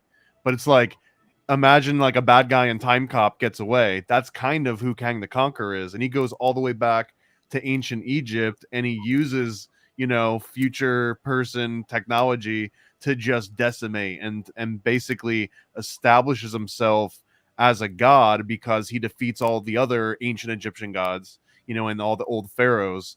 But really, he's just some regular dude. You know, it's Jay Dreamer's turn bad that gets a time machine and goes back, and he sort of posits it as though he is in control of everything. But really, he just knew to like link up with all his other selves across all these other dimensions.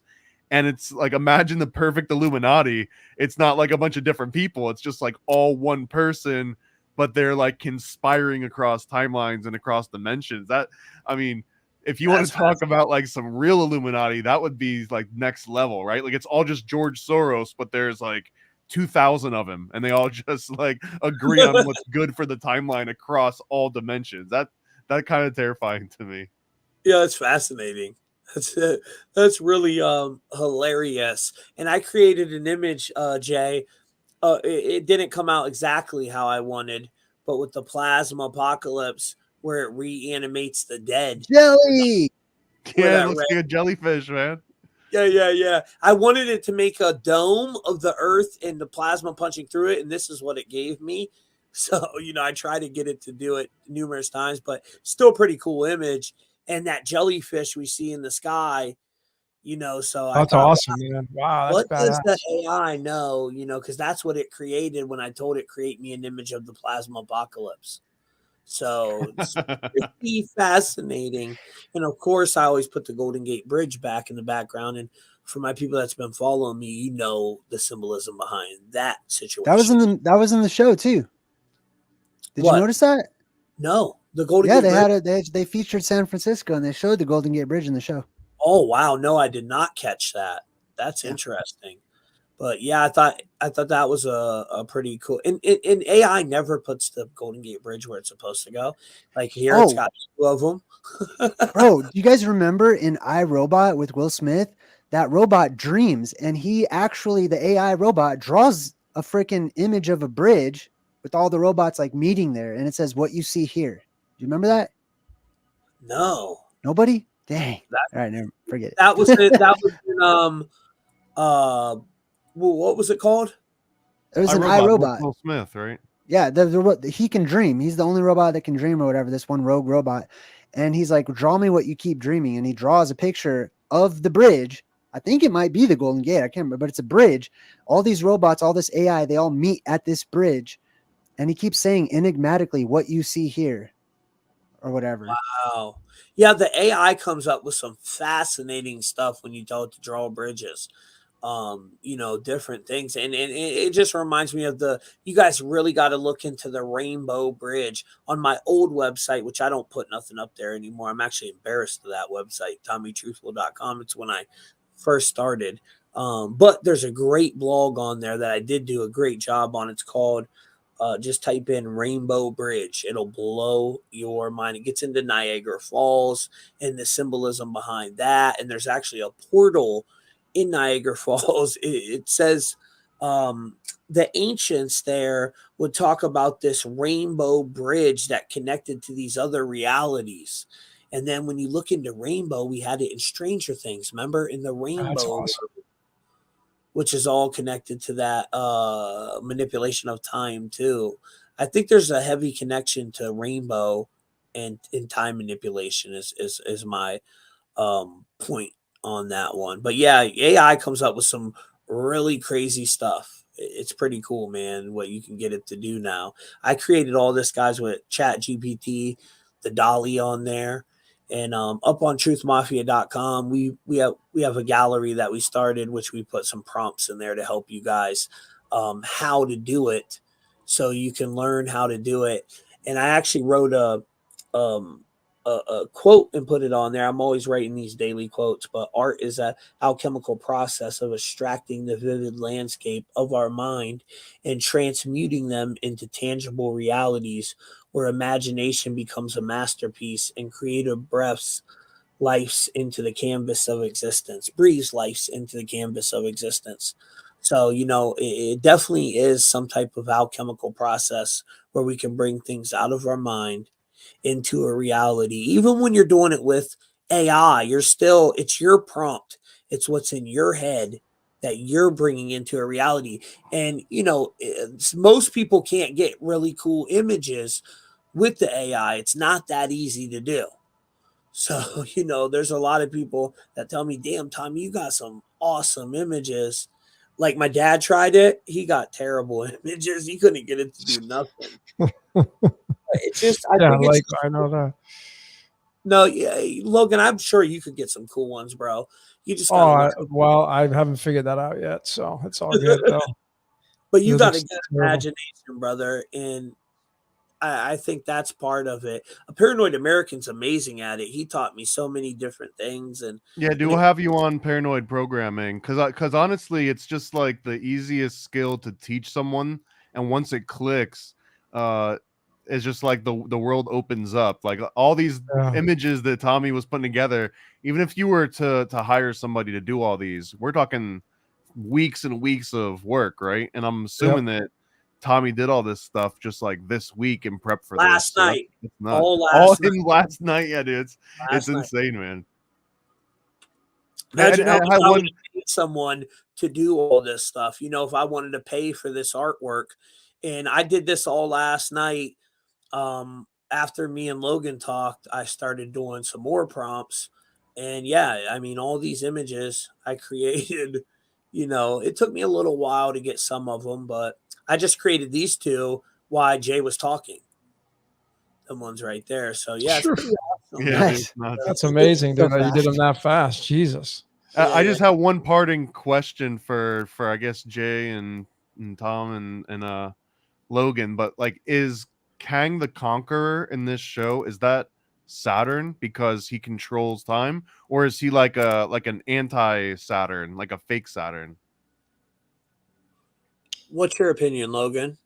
I'll show you on my slides. I got him pegged as Jupiter. So. Oh, interesting. And Jupiter is the king of the gods, right? That's right. So you got some slides to present, brother. If you want to present, just give me. I'm almost finished. I had to create a few here because I wasn't prepared. I didn't know we were going to show slides. So just give me a second and I'll. Oh, you're fine, brother. And I like. You make them awesome slides too. Thanks, bro. I like that cheetah in the background there you got there with them blue eyes. Did you create that with AI art? That's No, a that's my jaguar, isn't it? It's a jaguar. Oh. Yeah, that's my Yeah. spirit animal. This is my new backdrop. This is actually from a printer. This is a real backdrop. So this is a black fabric with the jaguar imprinted on it.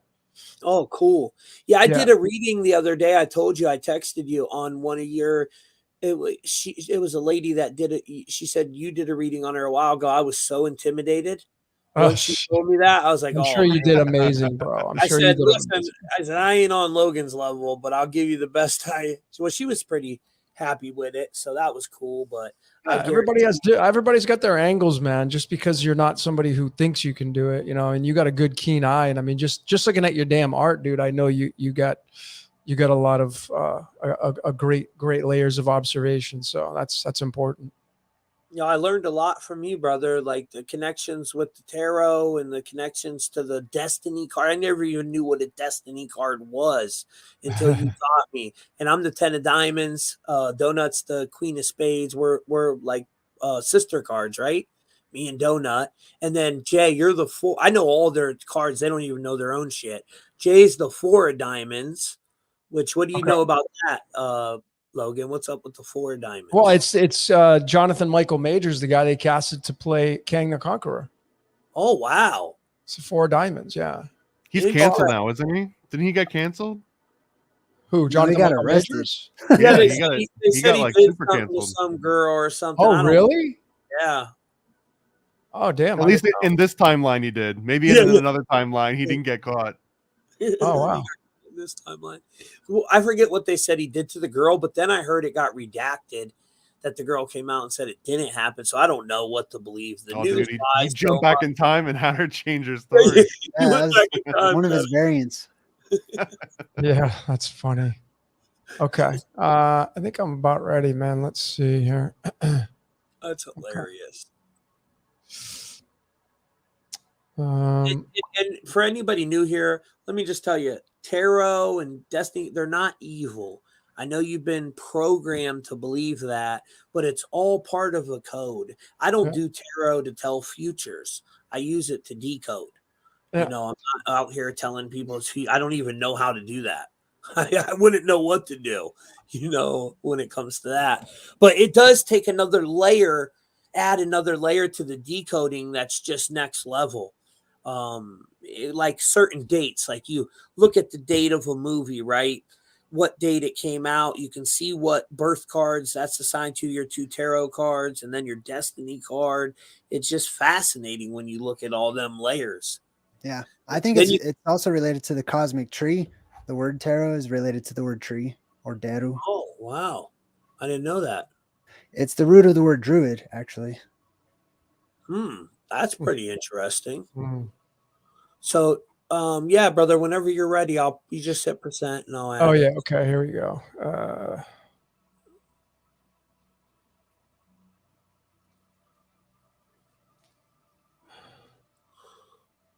Thank you, Stacey. We appreciate you. Okay, here we go. Add to stage. Oh, yeah, some cool slides. Okay. So I just kind of put these together, man. And I was really, Jay, you did an amazing job breaking down the damn logo. I didn't even do that. You know, what's interesting about the logo is it's a letter Z, right? And there's 2 of them intertwined. 2 letter Z's intertwined. Z is 26 letter, and 26 plus 26 is going to give you 52. And the word prison planet equals 52. So that's the hourglass, right? So it's very interesting. But you can clearly see that the time variance is the yin yang. So it's pretty clear that the time variance, the variance timelines themselves is always going to be a duality to it. And then they have for all time always, and that's that 53, which I go to alchemy to get the clue, and there's iodine. We say this a lot, but there's the all-seeing eye of Jupiter. Jupiter seemingly owns 50, 51, 52, 53. If I go to the periodic table and I show you these elements here, it starts with tin, right? Tin is called the merger of worlds. There's that 118, right? That's the average isotope. Tin has the most stable isotopes out of any element. It's got 10 of them. Okay. That's a big clue if you know what 10 means. 10 is the decagon. but it's 50, and then 51 is antimony, the all-seeing eye. This is the 51 is the degrees at the slope of the Great Pyramid of Khufu, the Great Pyramid of Giza. 51 is that degrees, and then that all-seeing eye. Of course, when you cut your brain in half, you're going to get that. You're going to get that shape inside there. So this antimony element here is tied to the word parasitos, which means parasite. Wow. Yeah, parasitos. And Logan, that 69 connection you just had on the slide with the logo, something interesting. CERN on 9/29, September 29th, just had its 69-year anniversary since 1954. Oh, okay, that's a big one right there. Yeah. Yeah, that's a big one. It's interesting. Yeah, totally. So these, even the 69, when you go look at the 69th element here, this is called thulium, right? And this word comes from ancient Thule, and when you study it, it's the farthest on the old ancient maps that you could go north, right? Thule, there's an Air Force base up there, and wouldn't you know it, that's where they got the Space Force at now. Space Force is located up in ancient Thule. It's like Greenland, like way the hell up there. Okay, so there's that 69 there. But all these 50s, this is all Jupiter. This is prison planet Tellurium. Prison planet equals 52. There's the iodine. We say this a lot. I am this. I am that. And then we have the 54, which if you watch the movie They Live, it was News Station 54 broadcasting the hypnotic trance to keep you asleep. Obey, consume. And this is the flash of creation right there. Okay. Yeah. And then you go to the 55. 55 is time travel. Cesium is atomic clocks. Matter of fact, the show Dark, if you watch that amazing show on Netflix, which was all about just reincarnating and changing into a different character, they used cesium 135, I think, or 136 to time travel. And then you have barium 56, and this is the lights, camera, action element right here. And the 137 is the 33rd prime number. So these are, and the 57, there's the Truman Show equals 57. There's lanthanum, and you clearly see the icon there. It's a camera. It's a lens watching you. This is the all-seeing eye of Jupiter. Law of attraction is 57 in Caldian too, Logan. Oh yeah. So was Stairway to Heaven. Wow. Yeah, Stairway to Heaven's 50s. Yeah. So these are all. So 57 goes to 58. 58 is tied to the word puppet master. The word remote control equals 58. And then you end Jupiter's 50s with the 59, and the word contract with God equals 59. The game of life equals 59. And there you have the symbol of Gemini. And this is going to be the prison bars. And of course, in astrology, the third house of astrology is Gemini, ruled by the two twins, Castor and Pollux. And what's across the way? You guys were talking about it earlier. Directly across from the third house is the ninth house, and the ninth house is Sagittarius, ruled by Jupiter. Okay. So there's the elements through astrology, all the numbers 50. So I got a quick question for you, Logan, because I noticed you're on the Royal Society of Chemistry website right now, right? Yep. So when you showed that symbol of Gemini, like where's the Royal Society of Chemistry pulling these graphics from? Like, why did they take that image? Yeah, I know. I mean, if you click on it, that's a good question. If you click on praseodymium and you come down to the uses and properties right here, it'll tell you, right? So it'll tell you that the symbol is commonly used for Gemini. Now, I think the reason why the color is yellow and green is because if you go study the light spectrum, science tells you that when light enters the eye, the first color you see is the color of a tennis ball, which is that yellowish green color. And of course, the matrix color's in there as well, right? So that's where they're getting this from. They must have some pretty big clues here as to how this whole thing works. Because, I mean, when you break it all down, you tie it all together, it gets super, super interesting, with everything that I've found. So that's the 50 there with Jupiter, and Jupiter, of course, has that iodine. That's one half of the I am. So when we keep going here, you can see that, Jupiter being the demiurge, the word lightning is 30. Demiurge is 30. Jehovah is 30. These are all 30s. And 30 on the periodic table is tied to zinc, and zinc is tied to phosphorus, and that's tied to Lucifer. So there's a lot of reference points that Lucifer's tied to Jupiter. Okay.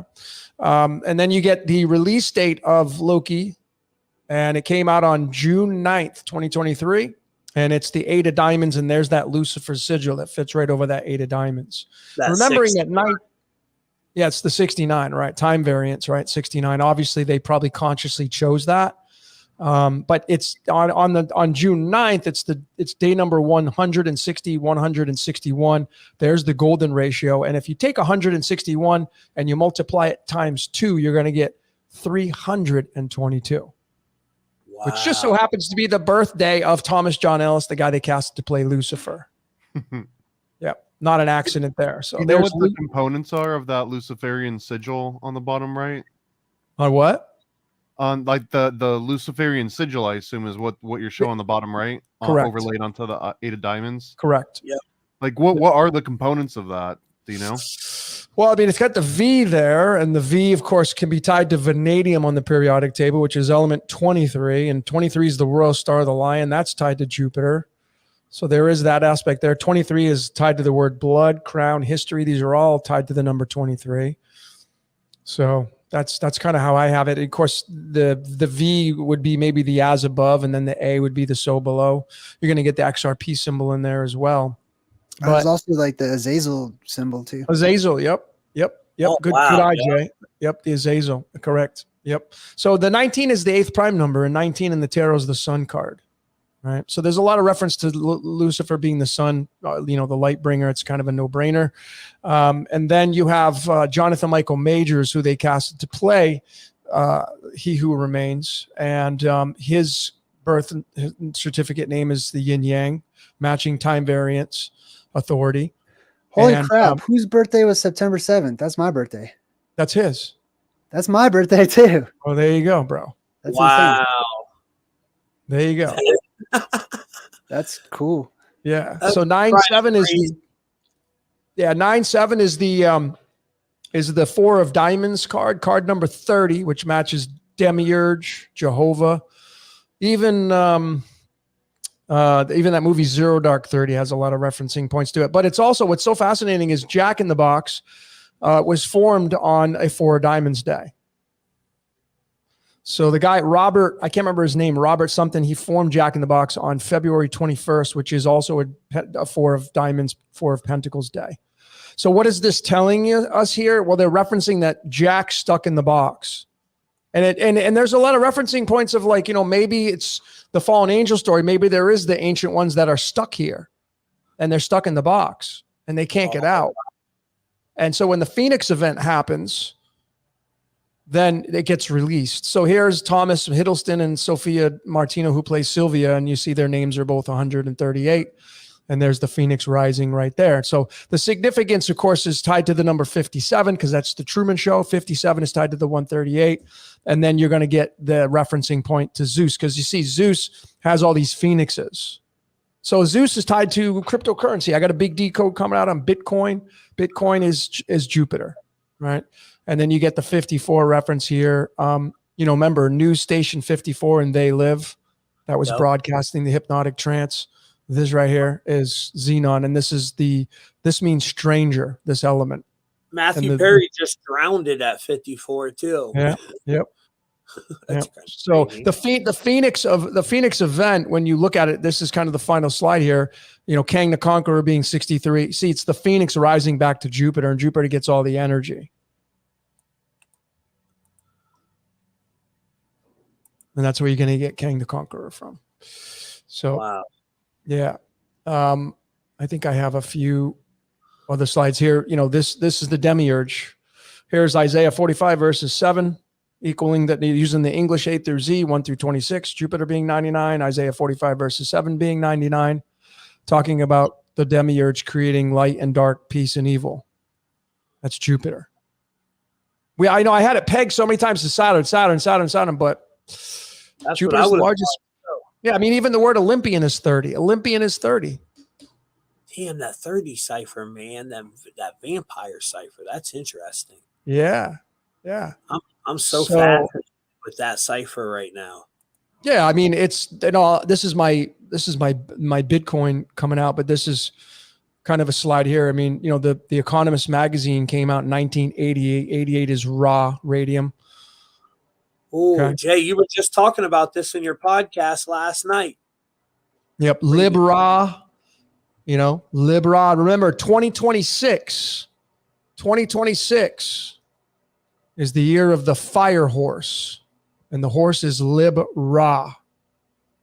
Libra. This is the astrological chart for November 2026, where Jupiter's in the fire of Leo and the sun is in the horse of Libra, 2026. So this is a big year coming up in a couple of years. But there you go. I mean, when you do the mathematics for how I got this is when you do the mathematics of the golden ratio and the string of 3.144 pi, and you go 50 digits in, not including the 1 and the 3, but the numbers beyond the decimal, they add up to 251, 206, and then you get the 457, and that's the 88th prime number. So that's why I knew, like, I know that the 50, 10, and that's why Bitcoin got mined for 50. And that's what the 10 means on the coin, because there are 10 isotopes. There are 10 stable isotopes of tin. 10. The word 10, Phoenix in numerology, is 50. 50. Okay, 50. So it's all referencing Bitcoin is Jupiter. And then you get, I think this is you get the World Economic Forum in here. Okay, here's Jupiter's symbol. It's got the 2 and the 4 and the 1. 241 is the 53rd prime number. The letter X. Why everybody's going gangbusters in the letter X is because it's the 24th letter. Yeah. So the World Economic Forum being formed on January 24th. That's the 124. Going back to right here on Jupiter, 124. You see? But you could 1971 Zeus. Yeah.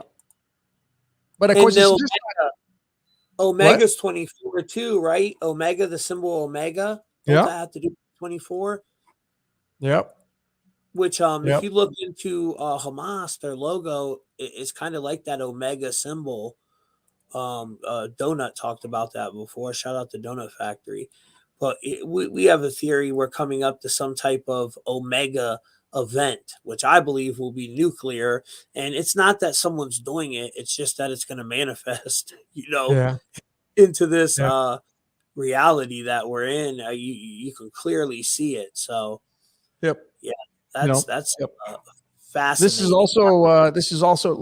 lutetium tied to Lucifer. 71's tied to Lucifer. 19 is the sun. 19. Everybody born here is probably 19. So you're tied to the sun. 19. 1800s would be the moon. That's how they reference these points. And then we move into the 2023. Now you get into the judgment card, and you get into graduation and leveling up, et cetera, et cetera. And the last slide I can show you here is the Jesus, Jesus. Jesus may have been created. And why Jesus? Because Jesus is probably the son of Jupiter. Jupiter in Greek mythology, Jupiter created Helios, which is the sun, right? So you have Jesus. This is the Francis Bacon, but I just call it Latin because Latin uses all capital letters. The Vatican has all capital letters throughout its entire basilicas, etc. So the capitalization of Jesus is 204, which matches the word solus, which is sun in Latin. You reduce them down, you get the 33s on each end. The word aurum, which is the word for gold, is 204. Reduce it down, it's 24. Jesus is 24 in the Greek, and then when you bring it into the string of the golden ratio, 24 occupies digits 79 and 80, and there is gold and Mercury. There's Loki. So this may be right here. This may be Thor and Loki. These two. Right wow. Yeah. That's pretty fascinating there. And Logan, someone in the comments asked about the number 616.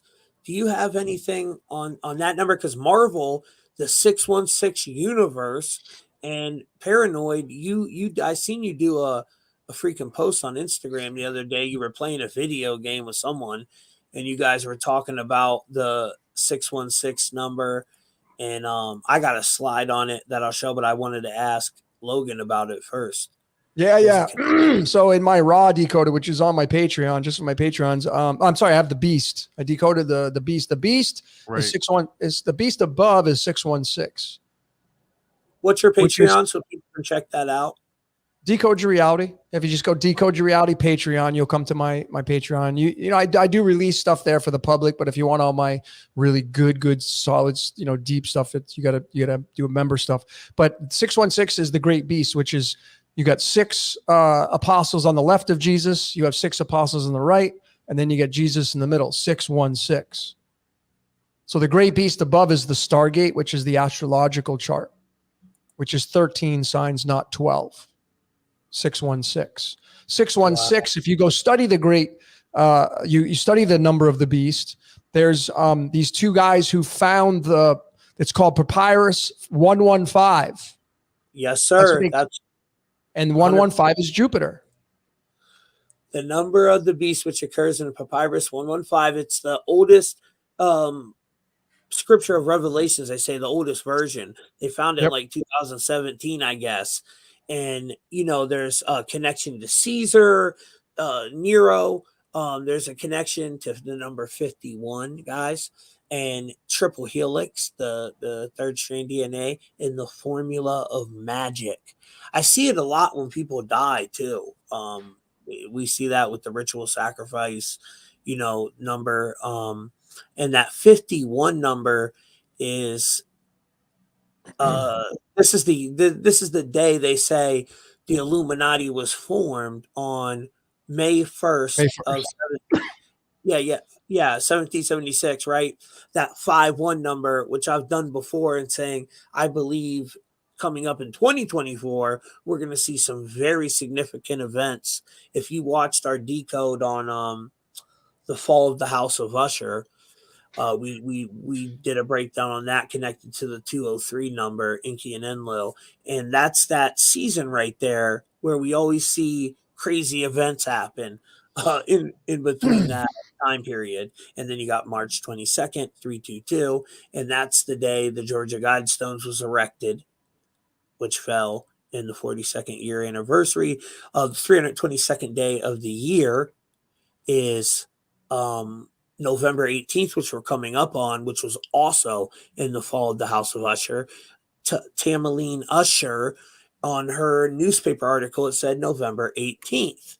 And her name equals 51, matching Black Swan event, Angel of Death. We've seen Waters Above, shout out to Waters Above. He just did a breakdown on the Israel event as a Black Swan event, and it blew my mind. It actually made me put him up on truthmafia.com. He did a amazing job, but that 51 number, that's a big number, man. It's a big number. It's tied to mind control. It's parasitos. It's the parasite. 51 is parasite. Like like my final answer is the voice in your head that owns you. You don't own it. You're right. You listen to it. You talk to it. It's right in the script. Have you seen that movie Appendage, Logan? It's one that we covered last week. Dude. It's basically like a physical manifestation of that voice over time, and if you feed into it, it starts like growing out of you and becomes you because you've given it like it's like a silly B horror movie, but it hits on that topic. Well, I mean, it's just so fascinating, right? Because like people say, "Oh, I'm broken free," and I'm like, "Well, I could say I'm broken free because I don't turn on the mainstream. I don't watch it. I'm not into that game, but I'm still seeing the decode patterns in my life express themselves. Like something's still using me, right? Something's still using me. You were created to do exactly what you're doing. Of course, just like all of you guys are. Yeah, of course, just like you guys were. You know, I mean, we're all. Look at Jay's coding. It's all connected to, like you said, with that character, and his job in this simulation is to bring that information to the people that he's bringing to them. We were designed to do exactly what we're doing. It's kind of cool when you look at it from that angle, right? Yep. It's really cool. Yep. The Illuminati, the Illuminati, they have this is the May 1st card too, by the way, right here. Illuminati, May 1st. This is the 5 of Swords. And this is a Jupiter card. Jupiter has all the 5s: 5 of Hearts, 5 of Clubs, 5 of Spades, 5 of Diamonds. This is the 5 of Swords. I'm glad I know when you add up all the 5s, it gives you in the cards of illumination. You're going to get like the 5 of Clubs. But this is Sylvie's card. It's interesting, right? Because Sylvie and Loki, this is their 2 birth cards. What do you see there? 53, right? Oh, Or wow. if you flip it, you're going to get to 35, and the word simulation equals 35. This is Thomas Middleton and Sophia, whatever her name is, to play. And when you convert it into the tarot, bro, remember these people are the ones that are the shit starters, the disruptors in this reality. Right. Yeah. And look at their 2 cards in the tarot. You want to talk about disruption? Wow. That's Sophia and Thomas Middleton, Loki and Sylvia. This is their 2 birth cards. The 5 of wands and the 3 of wands and 3 of spades. The 3 of spades is card 53. That's tied to iodine. Iodine is 53. And then this card right here is card 27, and the word Jupiter equals 27. So who do you think's getting all the energy? It keeps going back to Jupiter, Jupiter, Jupiter, Zeus, Zeus, Zeus. It keeps going back to Zeus. I got an image if you can pull it up real quick, Tommy, because I want to get Logan and Jay's ideas on it. Hey, with the 27, could you break down real quick the connection to 27 with the Caldian cipher? Because you said it before, and I kind of forgot it. I was trying to tell my people, but I couldn't remember what you told me. Well, yeah, I mean, reference to what, like Jupiter equals 27? Or what do you mean? I forget what you said. You were talking about how pure the Caldean cipher was, and then you connected it to that number 27. You said it's the only cipher that adds up to that or something. I can't remember exactly how you broke it down. Yeah. The word Chaldean itself. Here, let me share my screen again. The word Chaldean itself. Then I'll put you back in paranoid. Let me just show you so people can see. Yeah, because this is fascinating. I wish I could have remembered it, but 27 is also the 3 9s too. I usually have a photographic memory too, guys. And Nas's song 27 Summers, I think that takes us 27 summers before Rona, which was 1993, and we had the great flood in St. Louis that year. But Jupiter's return, or Pluto's return right now, 27 degrees Capricorn. There's a big 27, and then the 27 Club, all these famous people that seem to die at that age. Who knows what's happening with them there? That's what the code's writing for them, Yep. So there, it's already been pretty. Can you guys see my screen? No, you got to add it. If you present, then I'll add it. Why can't I add it? Oh, wait a minute. What the hell's going on? You got to present. There we go. Yeah, there we go, brother. Okay. All right, you guys see my screen? Yes. Okay, so you see Caldean is 27. Okay, which is a match to the word.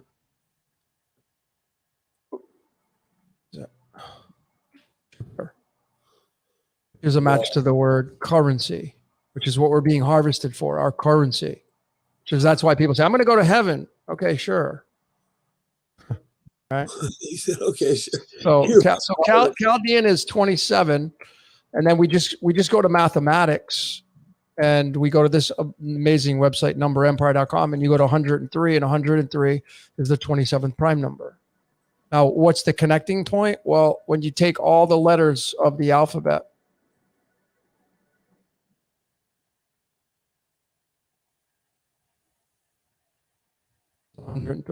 Wow. That's great. Caldean is the OG cipher. It's the OG cipher, yeah. It really is, man. Yeah, it's really heavily tied to Hebrew, the Hebrew language too. A lot of the Hebrew outputs are the same as the Chaldean. So you're not going to get this with any of the other ones. I mean, if you do it with, if I do it with English, you'll get 25. You won't get it even like septenary. I've done it with all. You don't get it with that, but you will find the connecting point, but not like Chaldean. And then with the 27, you go here, it's cobalt. And the abbreviation is CO, which stands for, in my opinion, chaos and order. Jupiter. Chaos and order. And when you click on the icon there, you can clearly see this is a goblin. And then on both the left and right hand side, these are the 2 dragons, the 2 serpents, to me representing yin yang. And then the little goblin gets all the energy. And there's maybe just the pine cone, the pineal gland, et cetera, et cetera.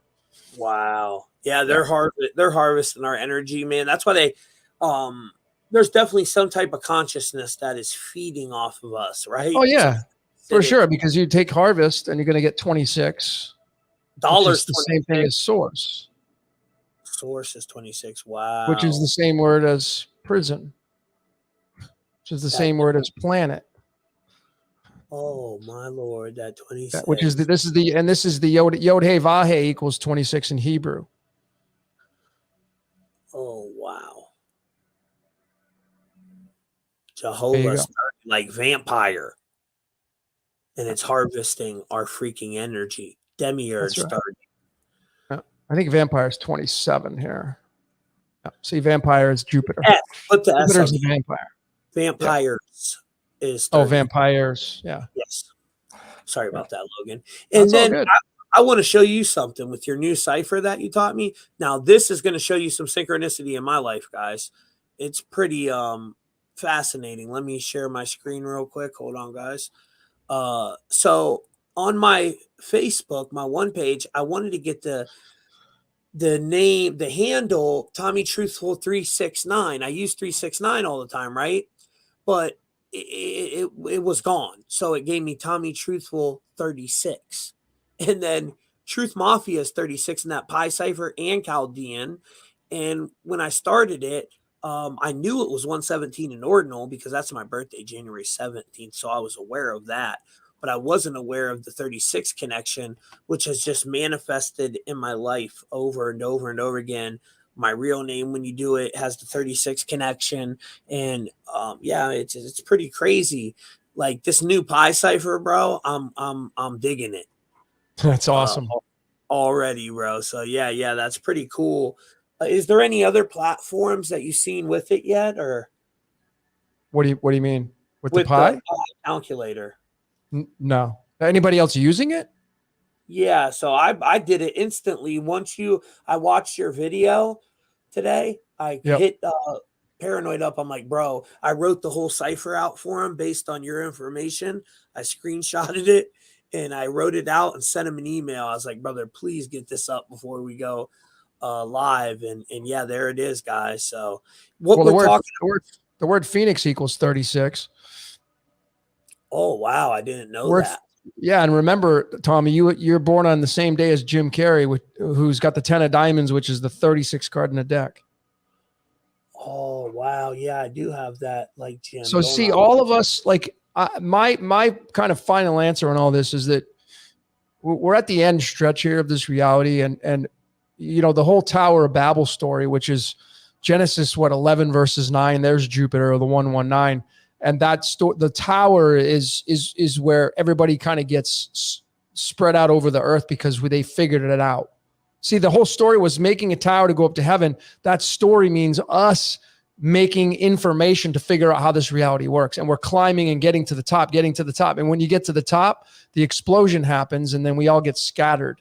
So essentially, we're all decoding ourselves home, but the inevitability is there's going to be some major disruption here with all of ourselves on the world stage. So we're all part of the Phoenix event through the information age. It's crazy. You did a great job on this one too. That war decode you did. Yeah, that was fun. Thank you. Yeah, that was a lot of fun. I loved it. And guys, on Truth Mafia, if you go down like on Logan's page or Paranoid American's page or Jay's page, scroll all the way down under the post, you'll see all their links to their YouTube channel, to their Patreons, to their websites. I put everything pointing back to their platforms. So, you know, when I got the idea to put that together, it was honestly all people I was fans of. I loved their work and I just thought they were amazing at what they did. So I tried to put this platform together where it was a one-stop shop where everyone, and it's doing amazing. You know, on average, we're doing anywhere from 10 to 15,000 views a day, which is phenomenal. You know, them numbers. Great. So yeah, man, it's pretty cool. And yeah, it's just it's turned out to be even better than I thought it was gonna be. But yeah, there's some really good information over here, man, on everybody. And Jay's got his own page over here. Paranoid's got his, and then of course they got their own websites, you know, which all the links are in there, so you can check them out on their platforms. And Jay also has his own YouTube channel that he does his thing on. Paranoid's got his own website, which I'm scared to go on because he always has some crazy stuff over there. Do you got old boy over there right now, Paranoid? Old boy's still on there. Yeah. But it's paranoidamerican.com. And here's the Gematria calculator, guys. So you come over here, boom. It's linked as occult decode, and you can see whatever cipher you want to look at, the different ciphers. If you want to look at English ordinal or the new pi cipher, and this is just like something you put in there just to be positive, right? Paranoid, you're amazing. Yeah, I was gonna put Paranoid American in there, but I didn't know if everyone wanted to keep seeing the word paranoid every time they open this page up. I like the you're amazing because that's a positive thing. So Yep. it's kind of weird what you're amazing equals, though. Yeah, When I it's was in all the ciphers, the 156, which is connected to 911, so I'm like, that's interesting. But it's a code, it's a source code, guys. We live in some type of a simulation. That's just what it is. You know what I'm saying? And if you guys are interested in getting a reading and checking out on my other website, truthfultv.com, that link is down below. You come over here, you go to book online, hit that, and I'll do a breakdown on it. I'm not as good as Logan, but it's $26 and you get an email decode. It's very detailed. We go over your destiny cards, your birth cards, your life path number, what it means for you. Then I decode your gematria based on your name. So it's pretty cool. You just check availability, really easy. Pick whatever date you want. And from that date, it usually takes between 4 and 6 days until I get it sent back to you. So, it takes me a little time to put the whole thing together. And you just put your name there, email, phone number, and hit book. And when you do it, guys, you don't have to have a PayPal account. So a lot of people get that confused. Let me show you real quick. You put your message down here. This is your birth date, 1/17/1983. That's mine. And then your name. You want your full name. I don't need your middle name. Everybody always puts their middle name. Just your first and last name is all I need for the decode. Your maiden name. So if you're married, don't worry about that. Put your maiden name in there and then hit the book now. And you just check out as a guest. So it's pretty simple. And the only reason they'll need this extra information is for PayPal to make sure your card ain't stolen and stuff. You know what I mean? Boom, continue. Because believe it or not, people are always doing some crazy things. So let me see here. I just put a random one in. And boom, and that should take us to the thing. I use 26 too, guys. There's that 26 number, which I didn't know the connection to Logan just said. I use 26 because 2 + 6 is 8, and the number 8 attracts energy. It's just or money. It attracts money. It's a fact. So if you do anything for like something that's $17, right? That adds up to 8. So each 62 adds up to 8. But yeah, you just check out as a guest on there. It's pretty simple, man. You don't have to have a PayPal account. So just to let you guys know that. Stop screen share. Boom. There we go. But yeah, that 8. Do you know about like how they say that the number 8 attracts money, Logan? I think it really does though, because there's something to it, dude. Yeah, I mean, if you go study numerology, like I learned from this when I first picked up book. I read this book called Chiro's Book of Numbers, which is really how I got started in Caldian numerology. And I'm born on the 4th, so if you read that book, Chiro's Book of Numbers, he'll tell you that if you're born on the 4th or the 8th, you should stay away from the number 8. Oh wow! Yeah. Now these are superstitions, but there maybe is some merit to that. I just do whatever, man. I don't ever really look at stuff. People try to ask, like, should I do it on this day? Like, trust me, you're going to pick the right day. Like you don't have to consciously just sit there and figure out, like, it's just going to fall in line. And the more you get in tune with the code, the easier it's just going to be that it'll just melt into the whole code and you'll just do it. Like I picked the 4th because of 114. I had no idea you were born on the 4th. That's pretty interesting for today's podcast. And I always do, like, even I know this is so weird. someone told me last night, Tom, you're weird as hell for doing, but every morning I wake up throughout the workday at 9:11 a.m. My alarm clock goes off.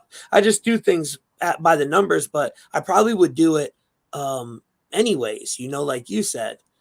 It's but consciously I do set the alarm clock at 9:11. When my podcast goes live with Conspiracy Cinema, we do it at 9:11.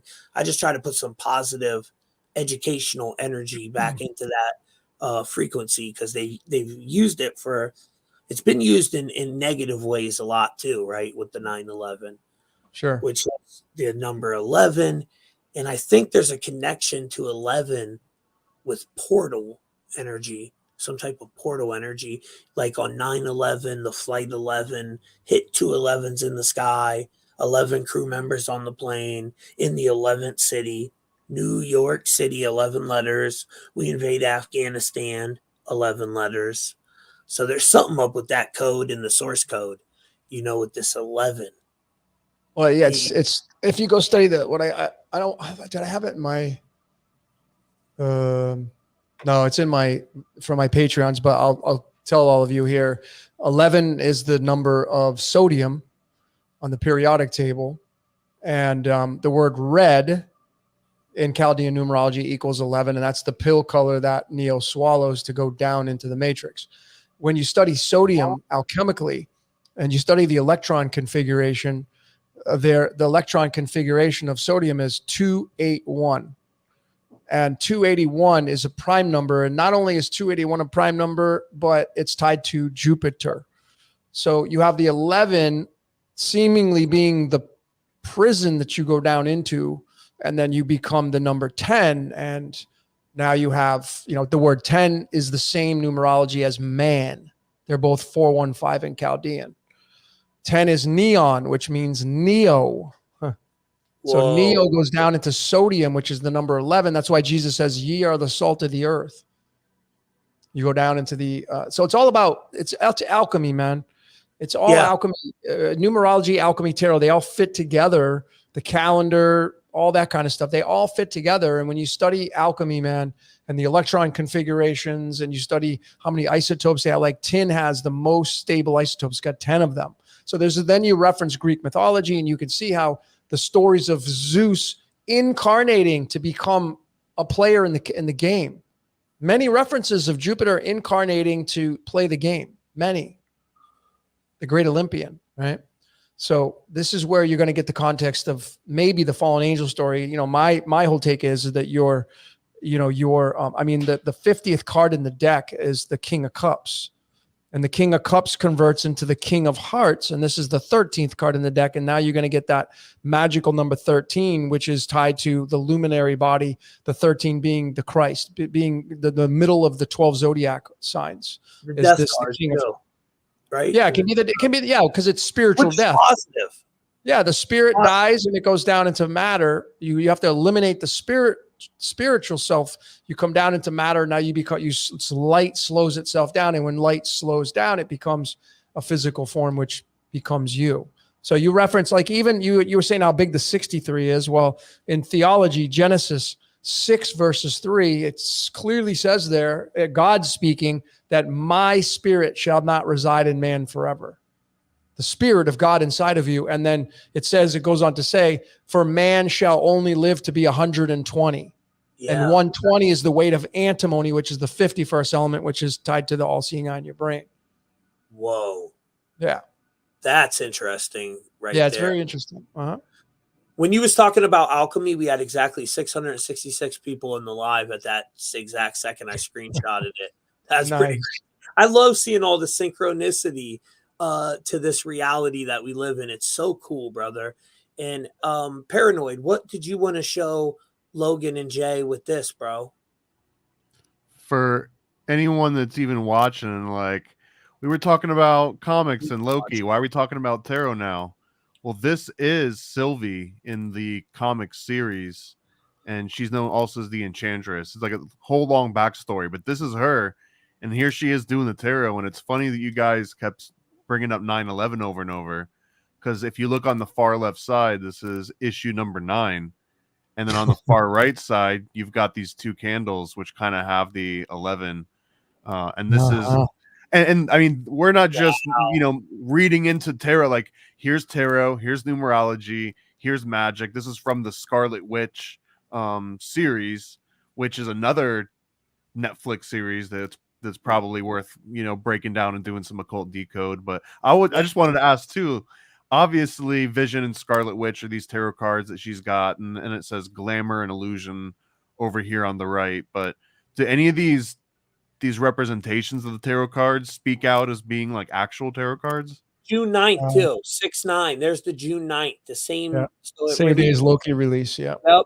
And number 9. And I was talking in the beginning about Thor dies after 9 steps, and Odin was put on the tree for 9 days. We were talking about the 9. So just a little more synchronicity there. Go ahead, Logan. What do you see, brother?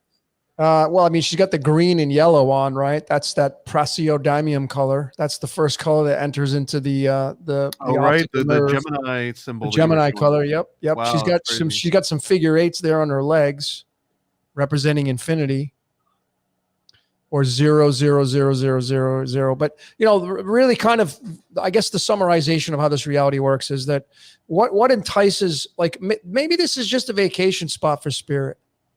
This may be a vacation spot. I mean, there's a song by Eddie Money. It's called 2 Tickets to Paradise. And of course, the first time he ever says 2 tickets to Paradise, I've got 2 tickets to paradise, is line number 9 on the lyrics. Right? So the 9 is the great repeater number. And the number 9 is the same outcome as the sine wave. It's the same outcome. Even sine and sin are 9. Even Hebrew is 9. Sin is 9. Eve bites the apple. And sine wave is 16, and that's tied to Lucifer. So I think our whole reality is based on playing the game, and what tempts you to play the game is procreation. You're either going to have this is where you're going to get the fallen angels, like, oh, they wanted to go mate with the females that were attractive.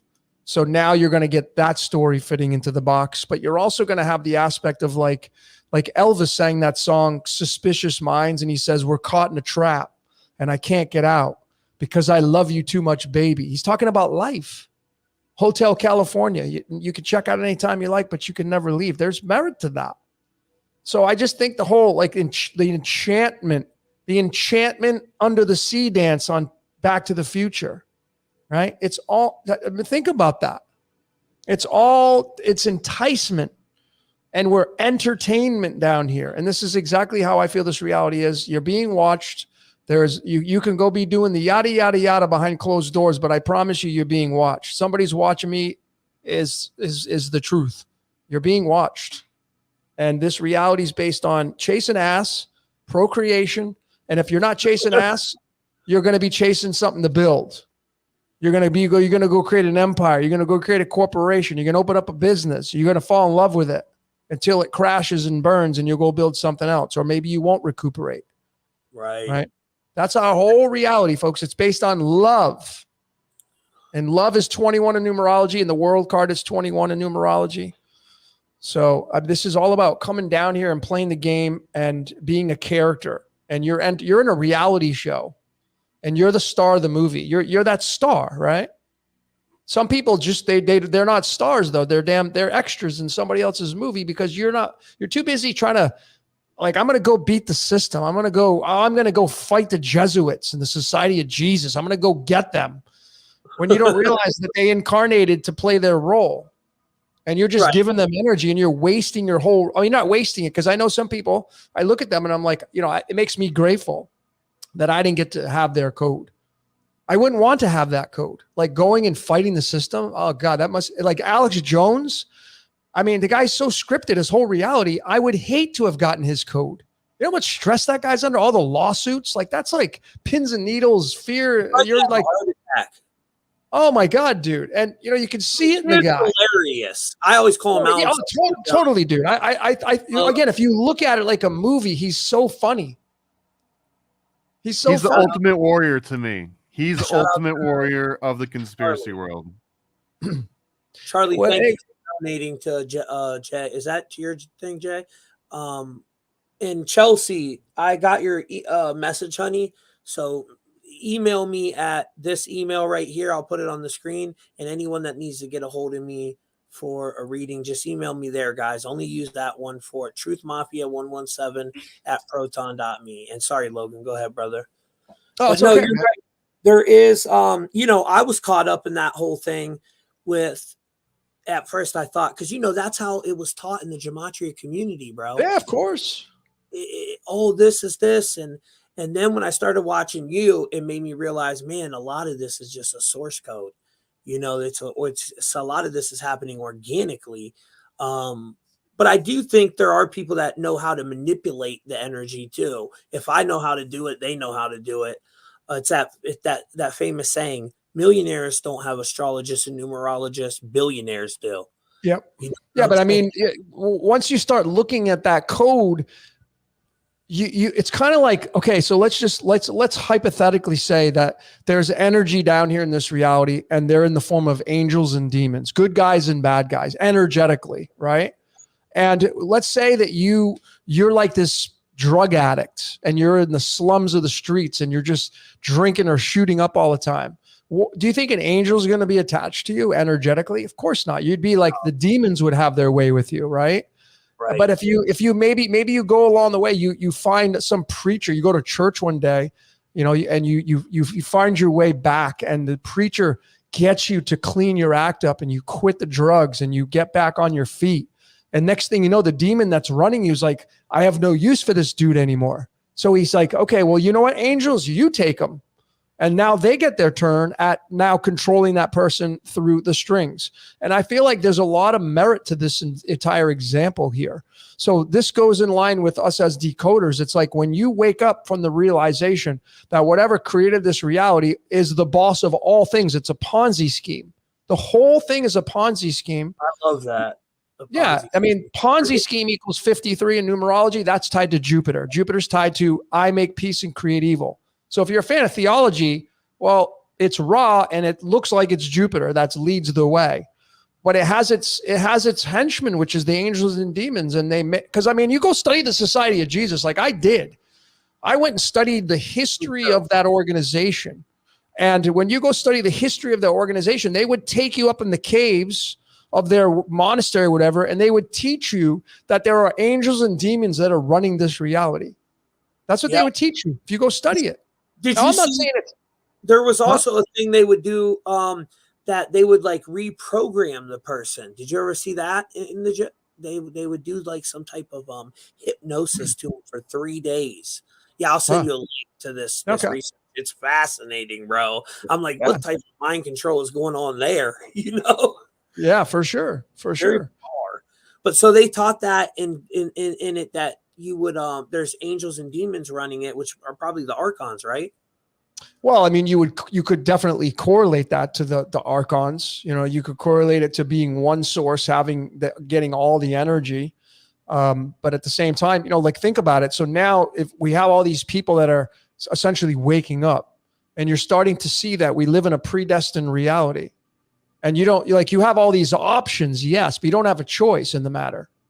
Like you got to be a human being. So you have to play the game at some degree. But we here, all of us, we have like minds. We're decoding the source code, and we're essentially, we are taking all these mystical art platforms, astrology, numerology, personality types, Enneagram, the cards, the codes, symbols, letters, numbers, whatever you fancy, and you're bringing them all together. And I think that's why I say we're all decoding ourselves home. Once we reach a certain point in the timeline, an explosion will happen because you're just condensing all the material into one.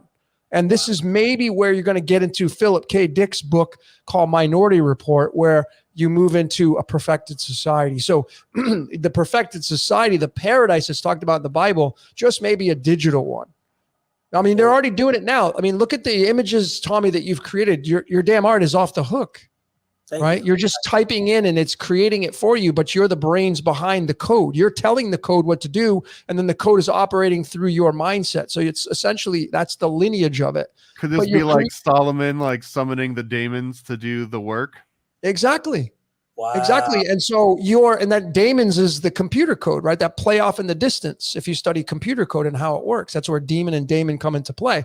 But right now people can, think about it, man. Instagram, you don't know what you're looking at, man. Girls can enhance this. They can shave this, take the wrinkles out, put different hair colors in, eyes, shrink their Girls, ass. we've transcended gender at this point. Yeah. But you can make yourself perfect in a photograph now. That's moving towards a perfect society. This is Minority Report. So Minority Report was the crime prevention unit. And the crime prevention unit was preventing crimes. How would you do that? Well, you would take all these layers that we're using as decoders, you'd put them into a computer, and it would spit out the simulation on exactly how things would turn out in the future. And they may have already been doing this for a long time. They just don't tell anybody about it. But now people are catching on. Now we're like, oh, I see how this whole thing works. And when you get too close to God, when you get to the Tower of Babel, boom, the explosion happens, the reset happens, and then everybody gets scattered over the earth. And if you're one of those that make it through whatever's going to happen, personally, I feel like it's going to be fire this time, not water. You're going to have fire raining down from the heavens, man. And if you're one of the ones that gets to be fortunate enough to make it through that, well, what is that going to look like? Maybe you don't want to make it through. No, yeah. I don't know if I want to make it through that. And I think that's what Jay's theory is too. This one's going to end in fire, and we're going to break down the knowing. And I just want to, for people in the comments, I just want to say, look, guys, whatever religion you are, we respect it. No one attacks your religion. If Jesus makes you a better person, that's awesome. If Allah makes you a better person, that's awesome. No one. If the spaghetti monster makes you a better person. I love the idea, though. We were talking about like rainbows and stuff earlier. Like the rainbow is God's promise to not drown everybody again, right? Yeah. But it's like, loophole. I can use like hellfire from the sky. Technically, that's not drowning. Yeah, it's just that factory reset, the wiping of the board, like Logan said before, and we're coming to it. A computer, you get to a point to where it's gotta, you get all these bugs and parasites on it, or what do they call it in the computer term? Virus, Trojan horse. Or just bugs, because it's human created. And like Logan was talking about the precogs essentially in Minority Report, and they were perfect essentially. It was that human beings came in and they sort of, screwed the process up by injecting their own code or making it, giving like false positives. And it always reminds me of the Prometheus too, right? Like the humanity is given the actual pure source, and then we just go and gunk it up by like trying to bootleg it, right? We always want to make like the cheaper, better, faster version of it, and it screws us in the end. No, well, dude, even Miss Minutes in Loki, forgot to mention her, but that was played by the voiceover was, her name's Tara Strong, and she was born on February 12th, 212. 212 is the sublimation of water into a gas, so there's transmutation there. And she was born on the 43rd day of the year, and the 43rd element on the periodic table is called technetium, which means artificial. Yeah. How do they cast these people to get these connections like this? That's what I want to know. I know what goes into casting, man. I lived in Hollywood. I've been around. I've been to casting calls. I know what goes into this shit. It's not that simple, folks. To cast these people, I broke down. When you break down Keanu Charles Reeves and Carrie Ann Moss, which I broke down in my Zeus code on my Patreon, that'll blow your mind. That was probably the mind-blown decode out of all of them on my Patreon. The Zeus code decoded clearly, and I was using the 3.144 cipher. Zeus is 24 in that cipher. They came out with the Matrix on March 24th. Zeus is 24. Jupiter's 24 in the 3.144 cipher. They come out with the Matrix on March 24th. Remember, Jesus is 24 in the Greek. Jesus, where the original Greek spelling of it in the New Testament is 24. I know a lot of people say, oh, no, it's Yeshua. But folks, go study your Bible, man. There is no miracles in the Old Testament. There is no healing of leprosy in the miracle. There's no mention of Jesus anywhere in the Old Testament. Joshua is not Jesus.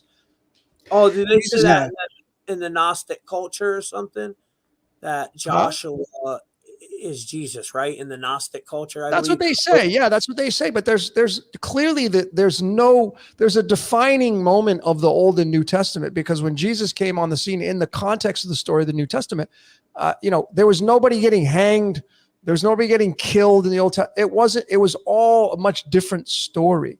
So to me, the Christ came on in the New Testament. And then why the New Testament? Because it means order. The Old Testament is chaos, then order, but they're owned by the same boss.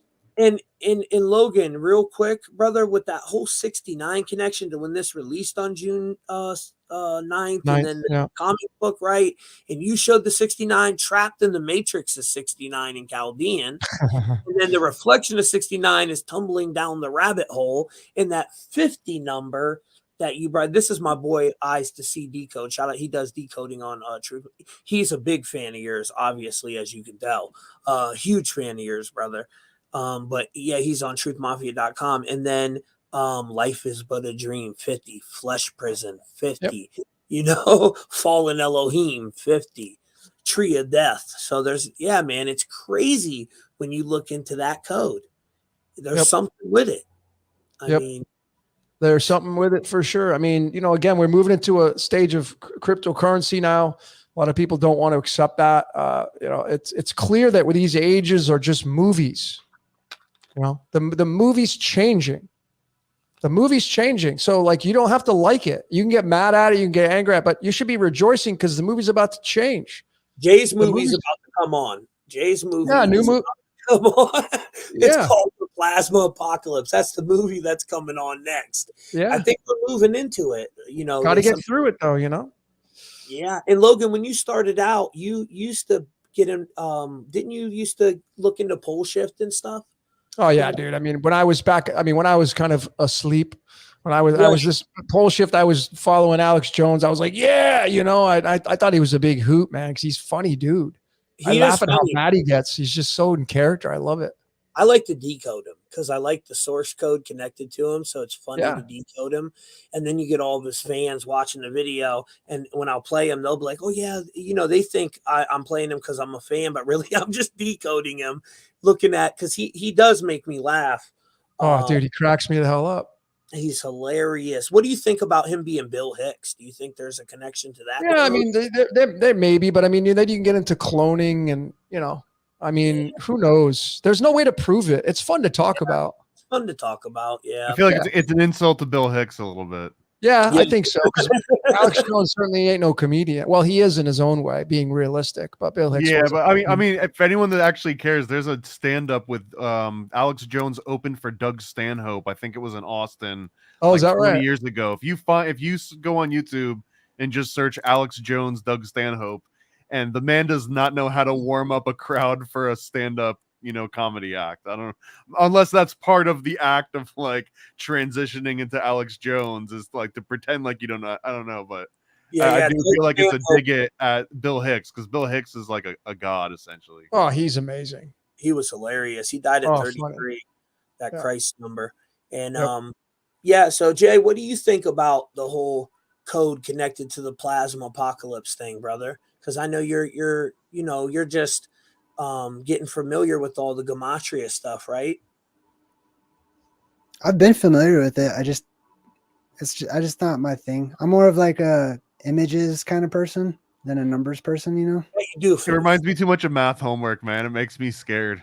Yeah. Paranoid does the images too, but that's why it's such a great combo, me and him. And the last video me and you did, people loved it. If you go look at the comments, and I think it's that balance, I look into the number, you look into the symbolism of it, and it makes a good balance of a video. But there's definitely, I believe, something up with it. Just like how the symbols have a specific energy attached to them, there's no doubt the number does too. You know what I mean? Yeah. Like earlier, Paranoid was asking about the tarot cards or whatnot. To me, everything is a tarot card. To me personally, everything you can, it's divination, and you don't need cards to do divination, just like you don't need bones or you don't need dice or you can use anything to divine because it's all connected. So all you have to do is read the code or listen to the frequency or know the tune. I mentioned in my chat earlier, to know the tune, to recognize the connection in all things, and especially the quintessential and the things that go back to the beginnings, right? How can you know the end? How can we even speak on the end if we haven't re-examined the beginning?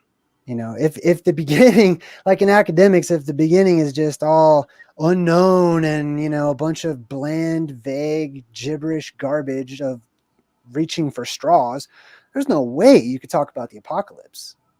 You know what I mean? Mathematically, you can't talk about the end of the world unless you have all of the elements of the initial conditions of the beginning of the world, which is chaos theory. You know what I mean? It's the butterfly effect. So the world, thankfully, provides us with the information. The world is made out of the information, as are we all. And I believe that, you know, some are for tapping into it. Some are for driving shopping carts. Some are for dropping their kids off at school. Some are for many things. And like with the movie Loki, like Paranoid at the beginning is like, I don't believe in the fractal verse or the multiverse. I almost got mad. Like, Me too. I'm like, but that's paranoid. That's what he does. I know better I'm a be minority, one. especially in the comic world too. I'm like, he's I don't know, a man. skeptic. I don't fit in. I don't fit in the comic world either. He Well, let me always share- looks at it from a different angle, man. That's what I love about him, though. Honestly, I have a similar theory. I call it the fractal verse. To me, it's fractal, so it's very much close to like what Logan was talking about earlier, with like the fractal or holographic nature of things. And for me, it's the quote unquote universe. Like, well, let me give you an example of like my own personal cosmology, because it's really fun. True or not, it's super fun. Like it connects everything. But so if you look, we have a dome above a firmament above this. There's a solid sky up there, and then beyond that is the concept that academics teaches is called space, or other realms beyond, and what lies beyond our realm or our local realm. We have our local area on the cosmic tree. Our local area is our local branch is Yggdrasil, or our local branch in the mind of God. So if you imagine space as being a brain, actual space brain, then we live in the neurons, or within or on the neurons of that brain. Those neurons provide pathways or conduits to transfer information from one hub to another hub. And we're like the Who's, who are we? Because nobody knows about us because we're so tiny. But we're also grand, because on the inside of us lies the exact same model that we lie inside of, which is fractal in nature. So for example, you could zoom into my mind and you could find space, the world. I didn't mean to like low key insult myself just now. You know what I mean? Space brain. Quantumania, that movie you was talking about with Ant-Man. What was it called? Quantumania. Yeah, Quantumania, that little realm where everybody was tiny, remember? Yeah, that's the Micronauts. There's a comic book that's called the Micronauts. They weren't allowed to use that when they made that movie, but that's what it's all about. Is the tiny people that live inside of a much larger reality that to them they can't really perceive it because it's the macrocosm above them. That's us right now. We're both the Micronauts living tiny as the Who's inside of the mind of God, or the mind of an entity or a construct or a program, or however people want to refer to it as. But we also have those same things fractally and holographically living in us, which echoes the ancient proverb, Jesus quoted in the Bible from the Old Testament that says that ye are gods. So how can you believe in a God or higher self or cosmic entity or whatnot, and also be one, and also have them inside of you? Because they also in turn would be gods themselves. Anyways, my point is, I didn't mean to like ramble. to me, it's all connected and it's fractal. So we live in a fractal verse. If we ascend and we go upwards, everything is grand. It's on a larger scale in comparison with our mesocosm that we're used to. If we shrink down and we go downwards, then we become the macrocosm as we enter down into the microcosm, and we become fractal verse travelers, traveling within ourselves in order to explore ourselves so that we can get to know ourselves and find ourselves, which ends it all or starts it all. Like for me, that's the purpose, is experience and experiencing yourself, which is everything, which is, the tarot cards are showing us the connection in everything and how it's all connected. It's vibration and frequency, and that can't be broke. It's all connected to something else. Every single thing is physically, actually connected to everything, and therefore it's all one thing. Yeah, it's so fascinating. And Jay, we're about to wrap it up. We did 3 hours, and it's just cool that we can all come here, share ideas together. Even people have different opinions, but we can talk about it. And Jay, I gotta hire your moderator, Kimberly. I don't know if you know, bro. She does a phenomenal job for you. I was watching her last night during your podcast you were doing, and she's on point, bro. Always sharing your links, welcoming your people. I'm always scared to put someone as a moderator because they have the ability to block people and stuff like that. So it freaks me out. I've never made no one a moderator ever. But I think I need to employ one, maybe. I hand those out like candy, bro. I think you're the moderator. You don't know the power, dude. They can block someone from your channel. You know that? Yeah. I'm too scared to. Wasn't that just destined to be though? I mean, I guess it must have been. I after every one of my live streams, I personally watch and reread the entire chat, so I get to know everyone. I might not be, people might think they're slipping things past me or that I don't notice or whatever, but every live stream from the time I started my channel to today, I go rewatch and I'm right there in the chat with everybody. Yeah, so that's when I personally am weeding through the tares in the wheat or whatever, and I'm like, that person's gone, that person's cool. After I get to know their names and I get used to seeing them in the chat and stuff. So I personally hand select people. Not always, sometimes I jump the gun or whatever, but that's how I did it. I personally handle it. That's why I really like my little community. Or it's not got a cool community. Logan's got a good moderator too. He's awesome as hell. Steve, he's a good Steven and Pamela, yeah. Yeah, they're really awesome. So, I got some people I think I can trust. I just always been scared to do it, honestly. It's nothing personally against my people. I just am like, man, they got the power to block people and stuff. So it's always freaked me out. But I definitely need to get some. And I just want to thank all you guys for coming on today. This was one of my old favorite podcasts was They Live. Now I think it's this one. This one was awesome. And man, it was a good time. So Logan, I appreciate you coming. Are you back down in where you live now? Yeah, I'm in Mexico, but I'm going to be leaving again at the end of the month. So, what made you go down there, Logan, to Mexico? Is it nice down there? Yeah.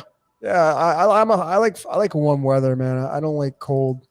So that was one of the big draws. I'm 2 blocks from the beach here. And people say, oh, you go to Mexico, Americans will get kidnapped. None of that's true, is it? I mean, it happens everywhere in the world. So, I mean, it's not just this area, Yeah, right. You've been to Miami? I mean, I mean, it's happening everywhere. So, I mean, it's not what you think. Yeah, it's not what people think. It's not real quick in Miami. Yeah. Yeah. I want to go down to Mexico. I've never been there. I heard it's beautiful. Did your area get hit by that storm that happened? No, that was on the west side. That was Acapulco. That was on the west. I'm on the tip. I'm by Cancun, Playa del Carmen there. That was on the west side, southwest. Oh, thank God. Acapulco. Yeah, I thought of you when it happened. I'm like, man, I hope Logan's all right down there. Yeah, thanks. Yeah, no, that was on the south side, south side. So, yep. Well, guys, everybody in the comment, we still got 707 people in here. What platform are you talking about? I must be I'm on the YouTube one, which is not that many, but which one are you? We got to go on to 3 Facebooks, 2 YouTube, wow. Jay's YouTube. Yeah, there's 705 people in here right now. Oh, wow. That's awesome. this time here. I just screenshotted it, and the most we were at was 1,000 during the podcast. So yeah, that's some really good numbers. Yeah, we're streaming it to my YouTube, Jay's YouTube, both of my Facebook accounts, which my one, I just did a video, bro, on cloning the other day, and it went viral. It's at 700,000 views overnight. Pruning? Yeah, 700,000 views on Truth Mafia Facebook. I'm at, I You think, said cloning. cloning. Oh, Yeah, cloning. yeah. And right now I just got like 25,000 new subscribers, dude, overnight. So yeah, it's almost Wow. it's almost to like 80,000 or something on there now, 90,000, I forget. But yeah, it's Hey, you a know lot. what I wonder? Here's I the wonder, number like, here. That's a screenshot. 700 and whatever that is, 700 and something. So pretty good. It's 692 now, but yeah, That's awesome. not too bad. Pretty good I live. wonder if there's a limit. Like, you ever think about that? I wonder if there's a number where you've got too many followers, where like you will get cut off just for having the ears of so many people. Like, would you rather be the president of the United States and have the attention of whoever likes the president, or would you rather, be Mr. Beast, who can talk to freaking everybody?